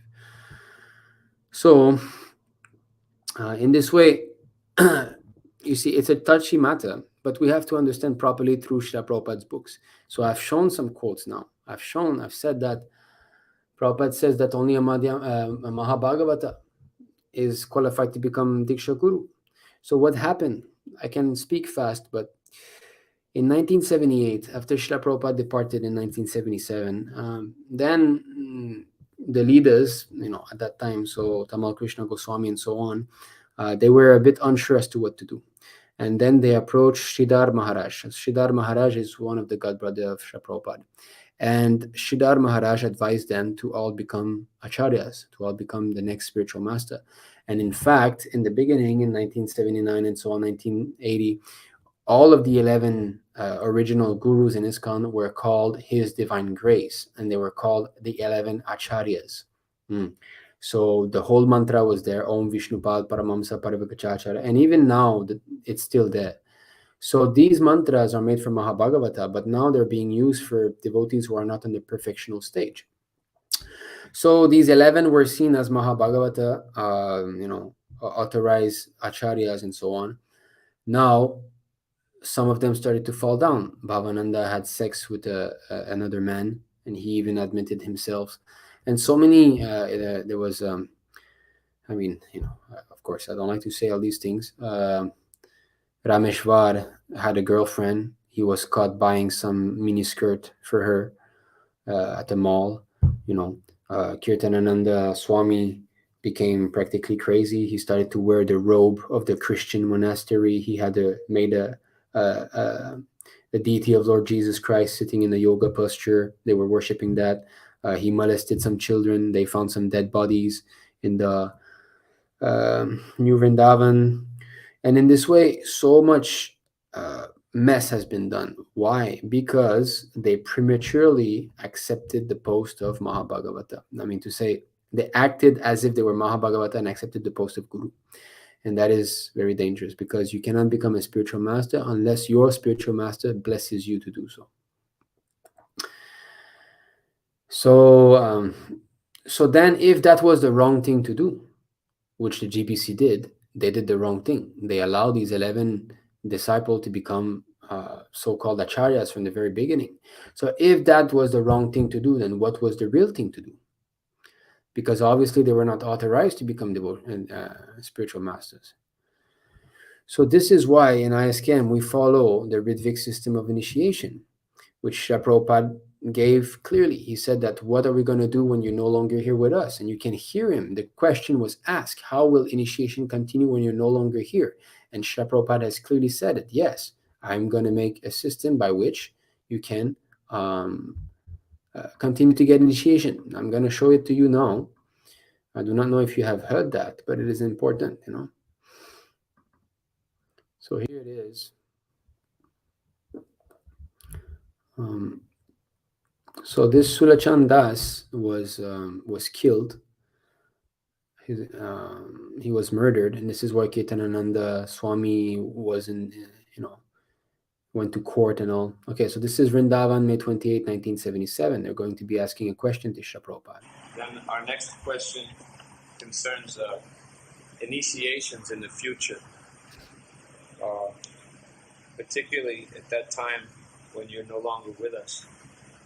We want to know how a first and second initiation would be conducted. So they're asking very clearly how our initiations are going to be carried out in the future when you're no longer with us, how first and second initiation will be conducted. This is a crystal clear question. Yes, I can recommend some of you. After this is settled up, I shall recommend some of you to act as officiating acharya. Is that called Ritvik? Ritvik, yeah. So you see, so Srila Prabhupada said, yes, I said, recommend some of you to act as officiating acharya. Is that called Ritvik acharya? Ritvik, yes. So the conversation later, some people are becoming bewildered because Prabhupada speaks of grand disciple, but then he finishes the conversation by saying, when I order you to become guru, then you become regular guru. That's all. You can go see it. May 28 conversation, 1977. You can go anywhere. Prabhupada books or in the database, you can find. Prabhupada finishes the conversation. When I order you to become guru, you become regular guru. That's all. And that never happened. He never gave the order. So why Prabhupada gave this system? So that we can continue. We can continue taking initiation from Srila Prabhupada even though he's no longer there. And the Parampara system continues with physical Shiksha Guru. Do you know that Srila Bhaktivedanta Thakur never actually initiated Jagannath Das Babaji Maharaj? Bhaktivedanta Thakur was considered the Shiksha Guru of Jagannath Das Babaji Maharaj. Of Gorakishore Das Babaji Maharaj. So he was the Shiksha Guru of Gorakishore Das Babaji Maharaj. So, but he's there. You see him in the Parampara system. In the Parampara, right? So our Parampara sometimes continues through Shiksha Guru, not necessarily Diksha Guru. Because what is Diksha? People say, no, we need Diksha Guru in ISKCON. We need physically present Diksha Guru, okay? And Madhyamadikari can act as Diksha Guru also. This is the common understanding in ISKCON. Okay, what is Diksha, first of all? What does it mean? Diksha means that the Lord is being transferred from the heart of the pure devotee to the heart of the disciple. That is the meaning of Diksha. So if you do not carry Krishna in your heart, how can you give him to me? The Madhyamadikari, the intermediate devotee, does not carry Krishna in his heart. Only the Uttama Bhagavata carry Krishna. Therefore, we need to make sure that we take initiation from an Uttama Adhikari. And that is spoken of. This is there in the this is there in the 10th canto. Srila Prabhupada speaks of this. I believe 2nd chapter. Yes, I think text 8 or 18.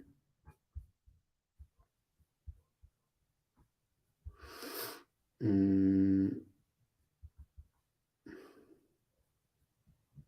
me see. Okay, 18. Yeah, so this is 10 to 18.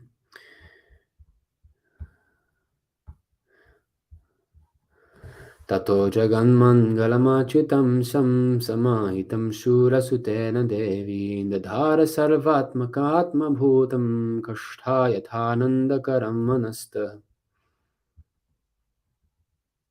Thereafter, accompanied by plenary expansions, the fully opulent Supreme Personality of Godhead, who is all auspicious for the entire universe, was transferred from the mind of Vasudeva to the mind of Devaki. Devaki, having thus been initiated by Vasudeva, became beautiful by carrying Lord Krishna, the original consciousness for everyone, the cause of all causes, within the core of her heart, just as the east becomes beautiful by carrying the rising moon. As indicated here by the word Manasta, the Supreme Personality of Godhead was transferred from the core of Vasudeva's mind or heart to the core of the heart of Devaki. We should note carefully that the Lord was transferred to Devaki not by ordinary way for a human being, but by diksha, initiation. Thus, the importance of initiation is mentioned here. Unless one is initiated by the right person who always carries within his heart the Supreme Personality of Godhead, one cannot acquire the power to carry the Supreme Godhead within the core of one's own heart. That's it. So it's clear. If we take initiation from someone who doesn't have Krishna, we will not get Krishna. That's all. So this is the real meaning of initiation, to transfer the Lord from the heart of the pure devotee to the heart of the disciple. So that is not being recognized properly in ISKCON at the moment, and the GBC is authorizing some conditioned souls to act as spiritual master. So we have to look at this matter from an objective perspective. We should not become carried away by emotions, because Shastra says that one has to analyze at least for 1 year his spiritual master before taking initiation. 1 year. Why is this injunction there? So that we, first of all, acquaint ourselves with sufficient knowledge in understanding who is a bona fide spiritual master. That's first thing. And the spiritual master should also analyze his disciple before accepting him to see, is he sincere? So in this way, there is a scanning process between both. Is he genuine spiritual master? Is he a bona fide disciple? And in this way, if they analyze each other, and yes, both of them are bona fide, then the relationship is very nice. Otherwise, it becomes a relationship of the cheaters and the cheated. Because there are many spiritual masters who are simply trying to exploit their disciples. That is there in the Shastra. I'm not saying that. Shastra is telling us this. It's telling us that there are spiritual masters that are there to cheat us. And they're not really spiritual masters, obviously, but they're there for that. They want money, they want women, they want fame, all of this. So, you see, I'm going to read here. This is not my speculation. This is Srila Bhaktivedanta Thakur who says, After the time of Sri Chaitanya Mahaprabhu, those faithful to him kept apart from non-devotees to avoid contamination. Seeing this, the personality of Kali sent his representative in disguise to pollute the Vaishnava Sampradaya. Posing as Vaishnavas, they spread their wicked doctrines and appeared so intelligent and devoted that only pure devotees could detect their real identity. Most devotees, not only the most neophyte, were enchanted by their tricks. In this way, Kali's agents expertly introduced karma, jnana, and anya bilas in the Vaishnava Sampradaya and caused Shuddha Bhakti to vanish from the world. These are not my words. Bhaktivinoda Thakur is telling us that the agents of Kali are in our Vaishnava Sampradaya, and they are posing as Vaishnavas. So do you understand how important it is to learn who is a bona fide Vaishnava and who isn't? But as I have shown before, only a Madhyamadikari can see this. The neophyte devotee cannot know who is a Mahabhagavata. That means he might accept a Kanishta Adhikari as a Mahabhagavata. He might accept the Madhyamadikari to be a Kanishta, or the Mahabhagavata to be... You see, it's all topsy-turvy. He cannot trust his own. Therefore, he has to be guided by the Madhyam Adhikari, who is the transparent via medium between the Uttama and the neophyte. Then the Madhyam Adhikari will say that, look, he is not a bona fide Vaishnava because of this and this. And here's a bona fide Vaishnava because of this and this. So, here, you see, this is from the same song, Bal Sangit from Bhaktivinoda Thakur. Sometimes some devotee, they say, I don't need to chant now. Or this devotee is so elevated that he doesn't need to chant his mala anymore. Okay, let's see. My dear mind, when you chant japa on the mala within your mind, why do you cease the actions of chanting japa externally? When one performs bhajan within the mind and prema factually arises internally, then the external body also becomes pervaded by those symptoms. Therefore, the body rocks and sways, while one incessantly turns their beads in chanting japa. You see, so you cannot say that I'm in trance, I'm chanting always inside, therefore I don't need to chant outside. Why I'm saying this? Because some devotees are saying that about even some ISKCON gurus.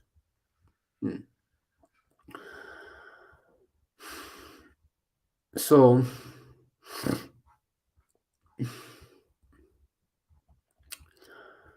there are many things, you see.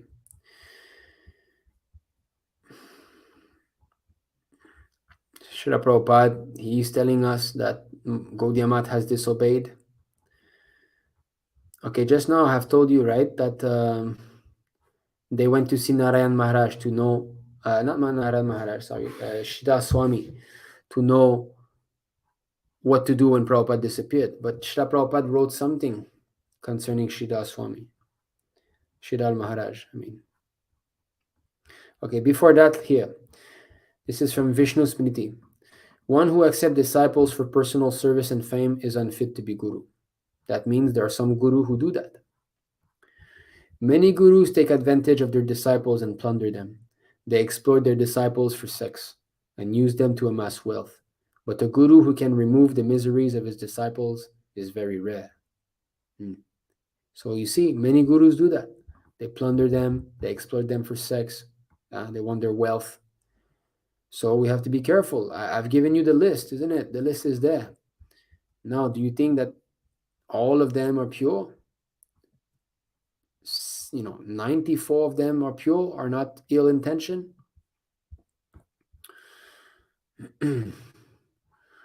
A guru addicted to sensual pleasure and polluted by vice, who is ignorant and has no power to discriminate between right and wrong, or who is not on the path of Shuddha Bhakti, must be abandoned. So Shridhar Maharaj, even though he knew that some of these 11 original so-called acharyas fell down, he said, no, they must stay in the post of guru, they must continue.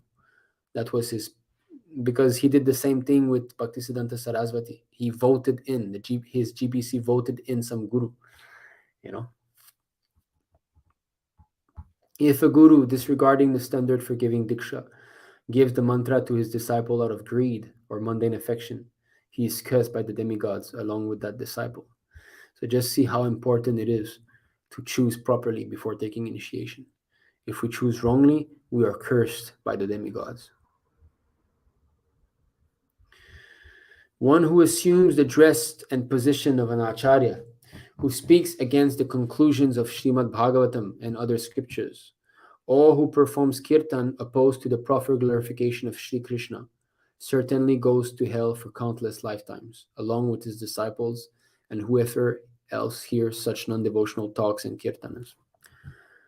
So that means that, yes, some people are taking the position of acharya, and they're speaking against the conclusion of Srimad Bhagavatam, Of course, there are different degree. I'm not saying that every guru in ISKCON is completely, averse to speaking from Srimad Bhagavatam.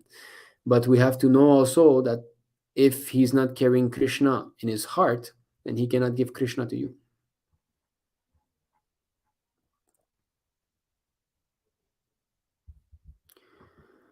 One should not accept a spiritual master based on hereditary, social, or ecclesiastical convention. Such a professional guru should be rejected. One must accept a qualified spiritual master who can help one advance towards the ultimate goal of Krishna Prema. Ecclesiastical. Ecclesiastical means just like a group of clergymen or priests that elect someone. And this is exactly what is happening in ISKCON. Here again, Prabhupada uses this word in Adilila 135. Let me see if you're still okay. It is imperative that a serious person accepts a bona fide spiritual master in terms of shastric injunction. Srila Jiva Goswami advises that one not accept a spiritual master in terms of hereditary or customary social and ecclesiastical conventions. One should simply try to find a genuinely qualified spiritual master for actual advancement in spiritual. What does that mean, That means GBC is saying, here are the spiritual master, therefore you accept. That is the meaning of ecclesiastical. There's a group of people that tell you this is right, because we are saying what is right, what is wrong. And here, this is GBC resolution 2004, continuing the disciplic succession. Just see. As a matter of utmost ecclesiastical responsibility, ISKCON's ultimate managing authority, the GBC, regulates who within ISKCON may perform the service of initiating disciples. We are being warned here from the Bhakti Sandarbha Srila Jiva Goswami not to accept from ecclesiastical convention. Srila Prabhupada is telling us here not to accept from ecclesiastical convention. And here the GBC is telling us that we must accept from their ecclesiastical responsibility. What do you think about that? When the GBC allows a devotee to take up the service of initiating, it does not thereby endorse him as an Uttamadikari or pure devotee, or certify his having achieved any specific state of realization. So the GBC puts a guru like this, and then it's telling you it's not endorsing him to be Uttamadikari, or it's not endorsing him to have attained any specific state of realization. That means he could be a complete neophyte. Rather, the GBC indicates that it has no objection to his initiating disciples within ISKCON. Well, if he's not an Uttamadikari, why don't you have any objection? You should, because Srila Prabhupada says that only an Uttama Bhagavata should be spiritual master. Each prospective disciple before initiation should become familiar with the qualification mentioned in Srila Prabhupada's books. Yes, we should become familiar with that. But why is the GBC not familiar with it?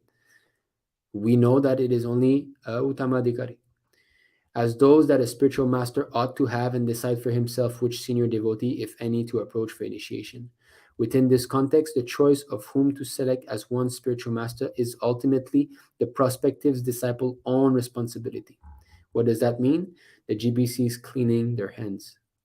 It's telling you that, yes, we are, offering you some conditioned souls, and if you accept one of them and he falls down, it is ultimately your own responsibility. Don't blaming on us.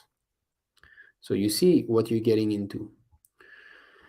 So Mahabhagavata only has to be spiritual master, and that is confirmed in so many places in Srila Prabhupada's books, and that is confirmed by the other Acharya. We have read Srila Bhaktivedanta Sarasvati. He had said only Mahabhagavata can be Diksha Guru.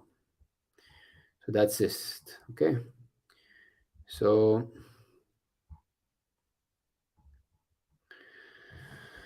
okay, I think I'm going fast now through the comment section.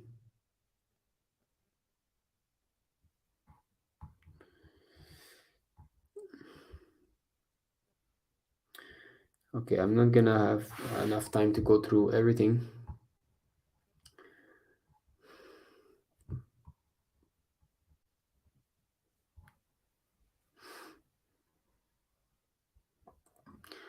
Okay, so Dimitri Prabhu is asking, Prabhu, if a newcomer can check who is the real guru for 1 year and concludes that it's Srila Prabhupada, how can Srila Prabhupada check whether that newcomer fit to become his disciple or not? Yes. So according to the Ritvik system of initiation, the link, the current link, the physical present person is the representative of Srila Prabhupada, the officiating acharya. This is what Prabhupada said. These are the words coming out of his mouth. This is not my speculation. He's saying that the officiating acharya is there to carry out first and second initiation on the behalf of Srila Prabhupada. So how can Prabhupada check? Now we have to understand that this process of initiation is always helped by the Lord within. How does the neophyte devotee will come in touch with the proper representative of Srila Prabhupada? This is done by Krishna. How will the representative of Srila Prabhupada analyze the pure devotee? Analyze the newcomer. He will see by the instructions of Srila Prabhupada and by the intuition that the Lord will give him within the heart also. So everything actually is done by Krishna, but he uses his different parts. He uses the Uttamadhikari, he uses the Madhyamadhikari, he brings the Kanishtadhikari in this way. So Srila Prabhupada is giving us guidance on who is a bona fide disciple and who should take initiation. And therefore, there's a testing period. It's not that we should give initiation right away because we know that we're accepting on behalf of Prabhupada. So the officiating acharya, he will also take responsibility. It's not that, oh, all karma goes to Prabhupada, I will just initiate. No, you're also responsible. This is why becoming an officiating acharya, a representative of Prabhupada, acting as a bona fide Shiksha Guru is also a difficult task, because if you do a wrong step, you have to suffer the consequences. So therefore, we have to see. Prabhupada said, let him chant at least for 6 months. Let it follow the 4 regulative principles. Let's see if he's, he understands the philosophy carefully. So the senior devotee, they will see clearly, because the senior devotee means Madhyamadhikari. And we have read just now, the Madhyamadhikari can see who is a motivated devotee, who is not a motivated devotee, who is a pure devotee. He can see, he understands. Why? Because he has been purified by the instructions of the pure devotee. He knows, he sees through Shastra Chakshu.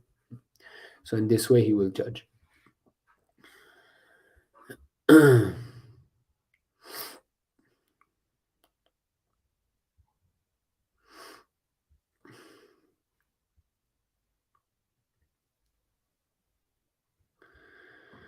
So you could assume that if you reach the point of taking the initiation in front of a Prabhupada picture, that is sufficient to evidence that he's not rejecting you.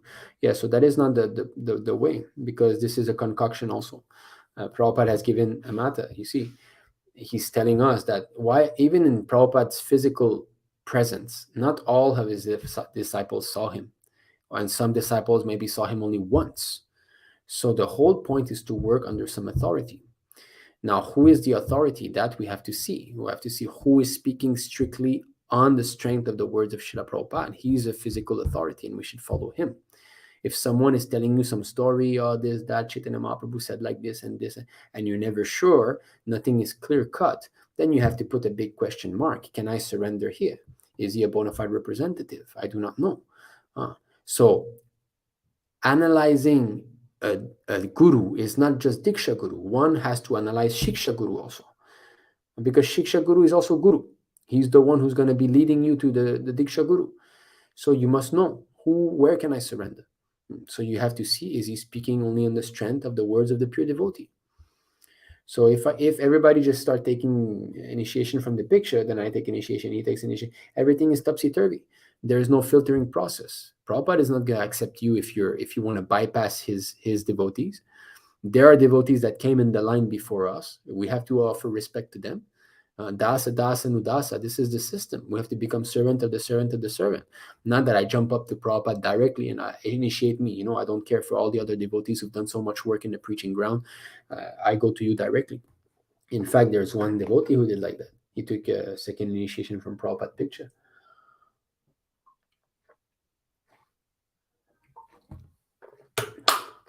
That's not correct. If you follow Srila Prabhupada, you must follow.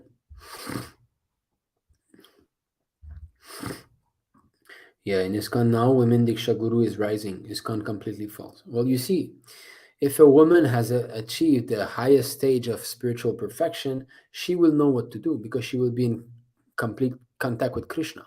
But we learn from pure women, liberated soul, like Kunti Devi. She's a pure devotee. Gandhari, I mean to say, not Gandhari,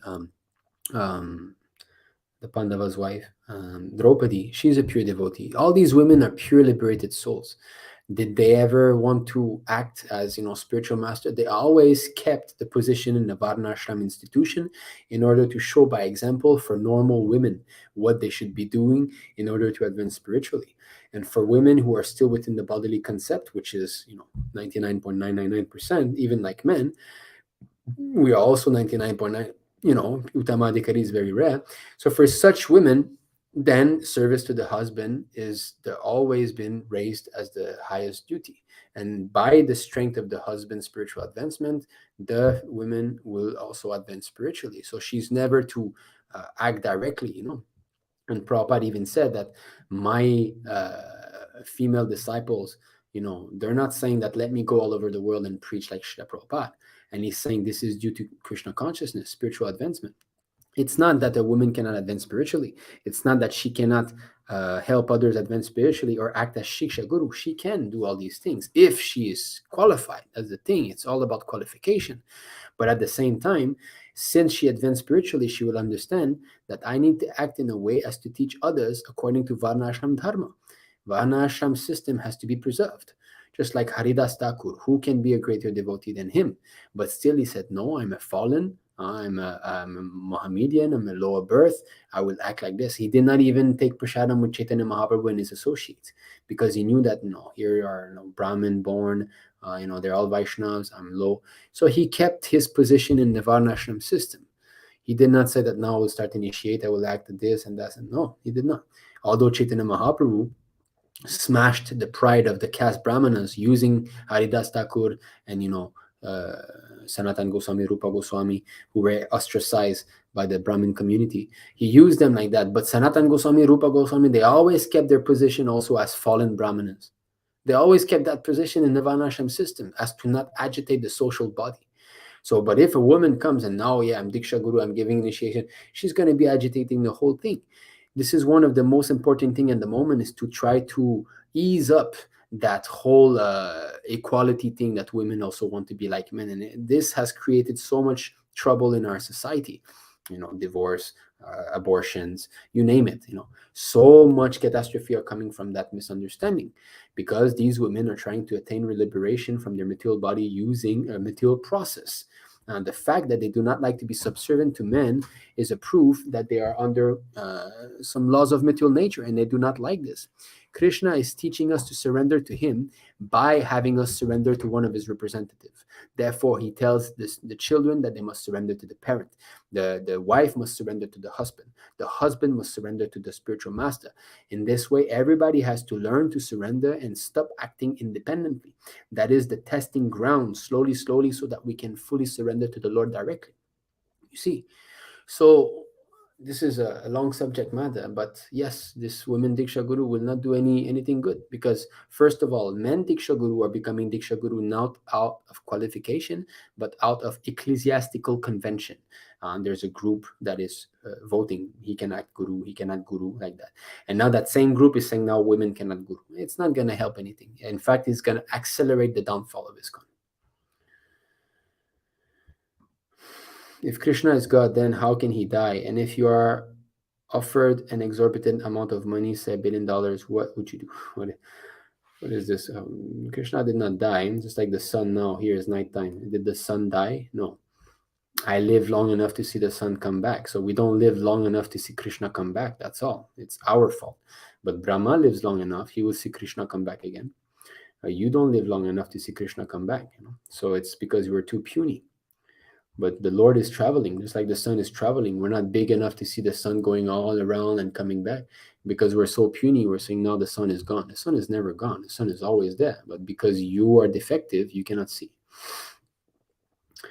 If I was getting $1 billion, I would build a big temple for Krishna. I would print books. I would try to sponsor for a movie, like a Hollywood style movie of Mahabharat, acted only by devotees and directed by devotees only. I would pay for the same thing for Valmiki Ramayana, for the story of the Puranas and all. I would put some 3D effects like they do with all these superhero movie nowadays, and make it a Vaishnava movie so that the whole world could see. So yes, temple, book printing, and movies. That's what I'll do with $1 billion.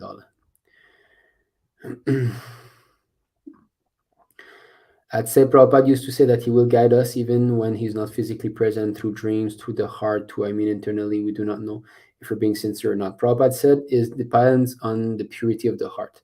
If the heart is pure, then yes, Prabhupada will guide us. But we should not trust our intelligence, because we do not know when Maya is playing tricks. Therefore, Prabhupada gave the system. Yes, the authorities are there, and his books, he's giving it through the books. That is the most important, because we don't know. Authority might be deviating. How do I know? Yes, so I must learn through the books. Therefore, Prabhupada said everything is there in his books. Therefore, we must read.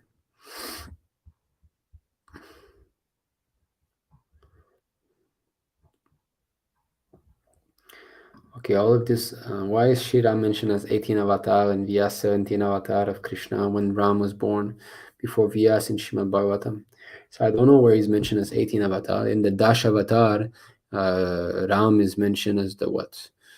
10th, 9th, 8th. I think he's the 7th in the Dash avatar.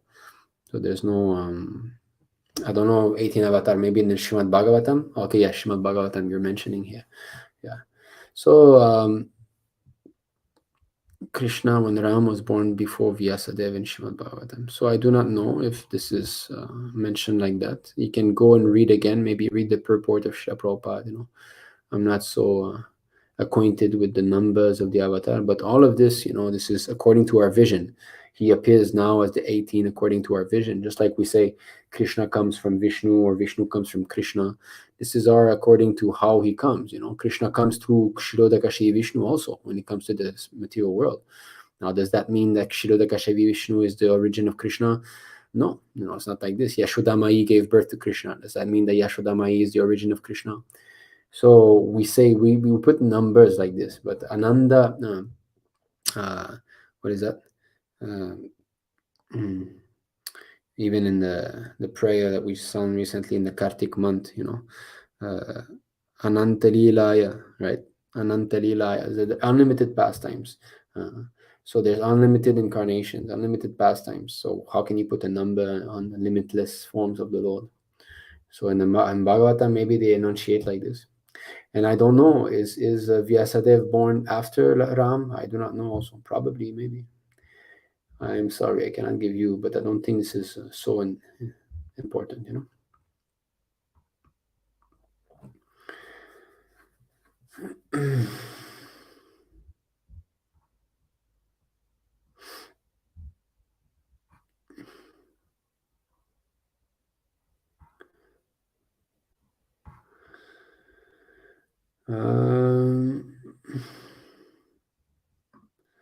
Okay, if at last it is being told that Prabhupada's disciples are not capable of being guru, so why should I care to follow a path that doesn't purify a person at the end?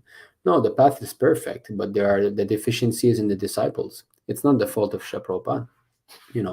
How many people are learning to become chess player, become grandmaster? Is it every person that becomes a grandmaster? If I go to one school and I look at that school for 10 years and I'm saying, oh, that school has not produced any grandmaster, so the whole process is bogus. No, it's because the qualification of the student. It's not that Prabhupada cannot produce pure devotee. Prabhupada has produced billions of pure devotee. He's always been preaching in the material world. We're not seeing his previous incarnations, and we don't know where he is now. He's still preaching. He's not back. He will remain in the material world as long as his mission is finished. His mission is not finished. And plus, his books are there. He's still present by Vani. By being connected with Prabhupada's Vani, we can also become pure devotee. It's not like that. So it's the fault of the disciple. Why blame Prabhupada? It's the same thing as the other man was saying. Krishna gives everybody's desire. Krishna is controlling everything. If you kill someone, it's Krishna forcing you to do it. If you do that, no, free will is there. So the path is completely pure, and we can become perfect. There's no doubt about that. But to serve the pure devotee physically is very dangerous. And we have seen, that they wanted to become, you see, like Kirtanananda Swami from 1968 already, he wanted to become guru. Only, a few years in the movement. And he already disobeyed Prabhupada. He already started to change things and so on. So it's very contaminating. If you're not strong enough to serve the pure devotee physically, when he's there, it is dangerous. So it's not Prabhupada's fault. It's not that the process is not perfect. It's the fault is on us.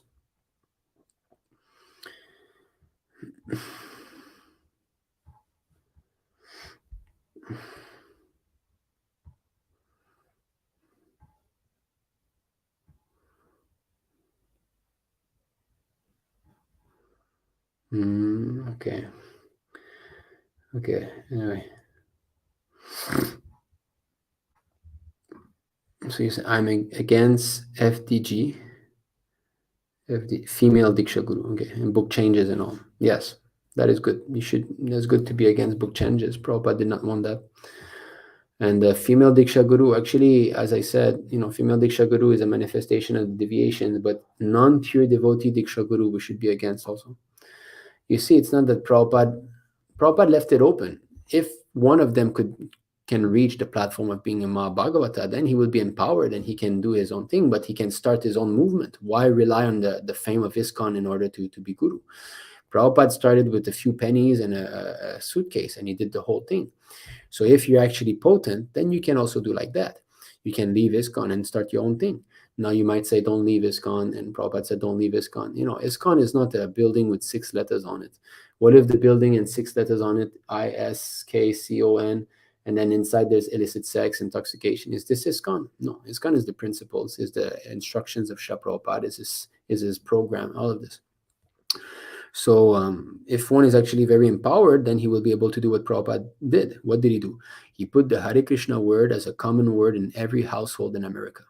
Everyone in America knew what the Hare Krishna was. Everyone. We were in the movies, we were in the news, all of this. Now, if you go to America, you ask someone, do you know Hare Krishna? Nobody knows. So that means there's no such powerful person on the planet at the moment. Or there is, and he's not manifested his pastimes yet.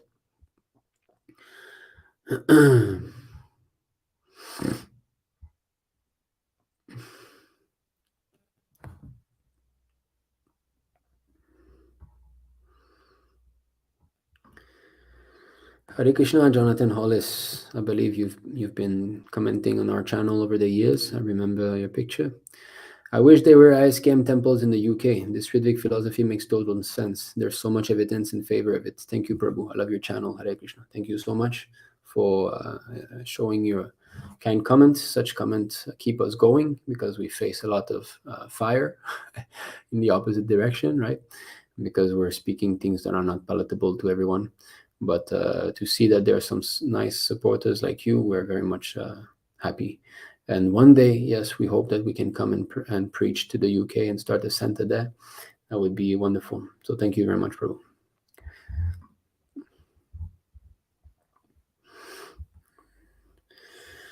I'm being misled by initiating gurus and citizens. Does that mean there's some way?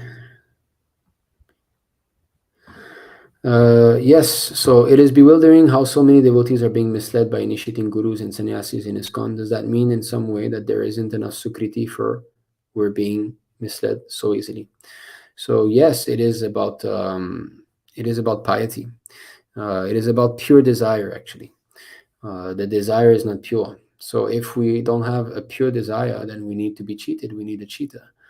If we do not want pure devotional service, we want something that is mixed up, then we need a guru that's going to be offering a mixed up recipe, and that will be appealing to us, So all this is arrangement of the Lord, But these things will always be there, the contaminated devotee will always be there. There will always be a devotee who's just coming into Krishna consciousness and he's not fully ready to surrender. And for him, yes, there's still some cheating happening, but it's going to take some lifetimes, but at one point he will come to the transcendental platform. So it's not that we're saying that devotees who are cheated by other gurus are not devotees. They are, but they are still not ready for the real thing,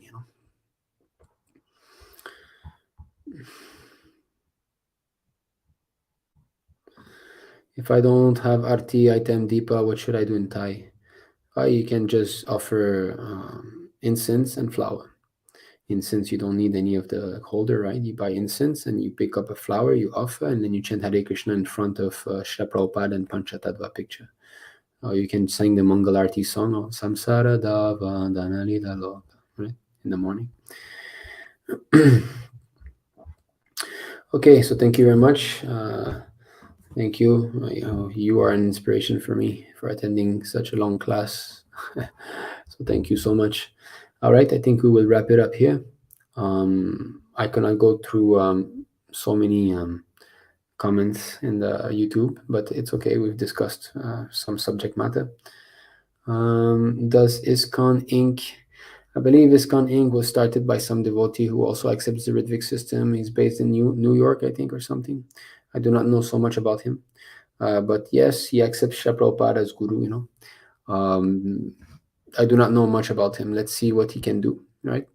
Palena parichiyate, that is important. We must judge by the result. How much is a devotee capable of doing? How is he capable of convincing other to take to Krishna consciousness? How many devotees he can have surrendered to the lotus feet of Srila Prabhupada? That's how we can see, how he's speaking. When we hear him, do we feel enthusiastic? Do we want to perform more devotional activities? Or do we develop more bad qualities and so on? So it is important, all right? Okay, so thank you very much, everyone. We will close down the session here. Vanchakalpatarubhischa kripasindhubhya eva cha patitanam pavanebhyo vaishnavebhyo namo namah. Anantaguri Vaishnava Vrinda ki jai, Shri Prabhupada ki jai, Nitai Go Premanande, Hari Hari.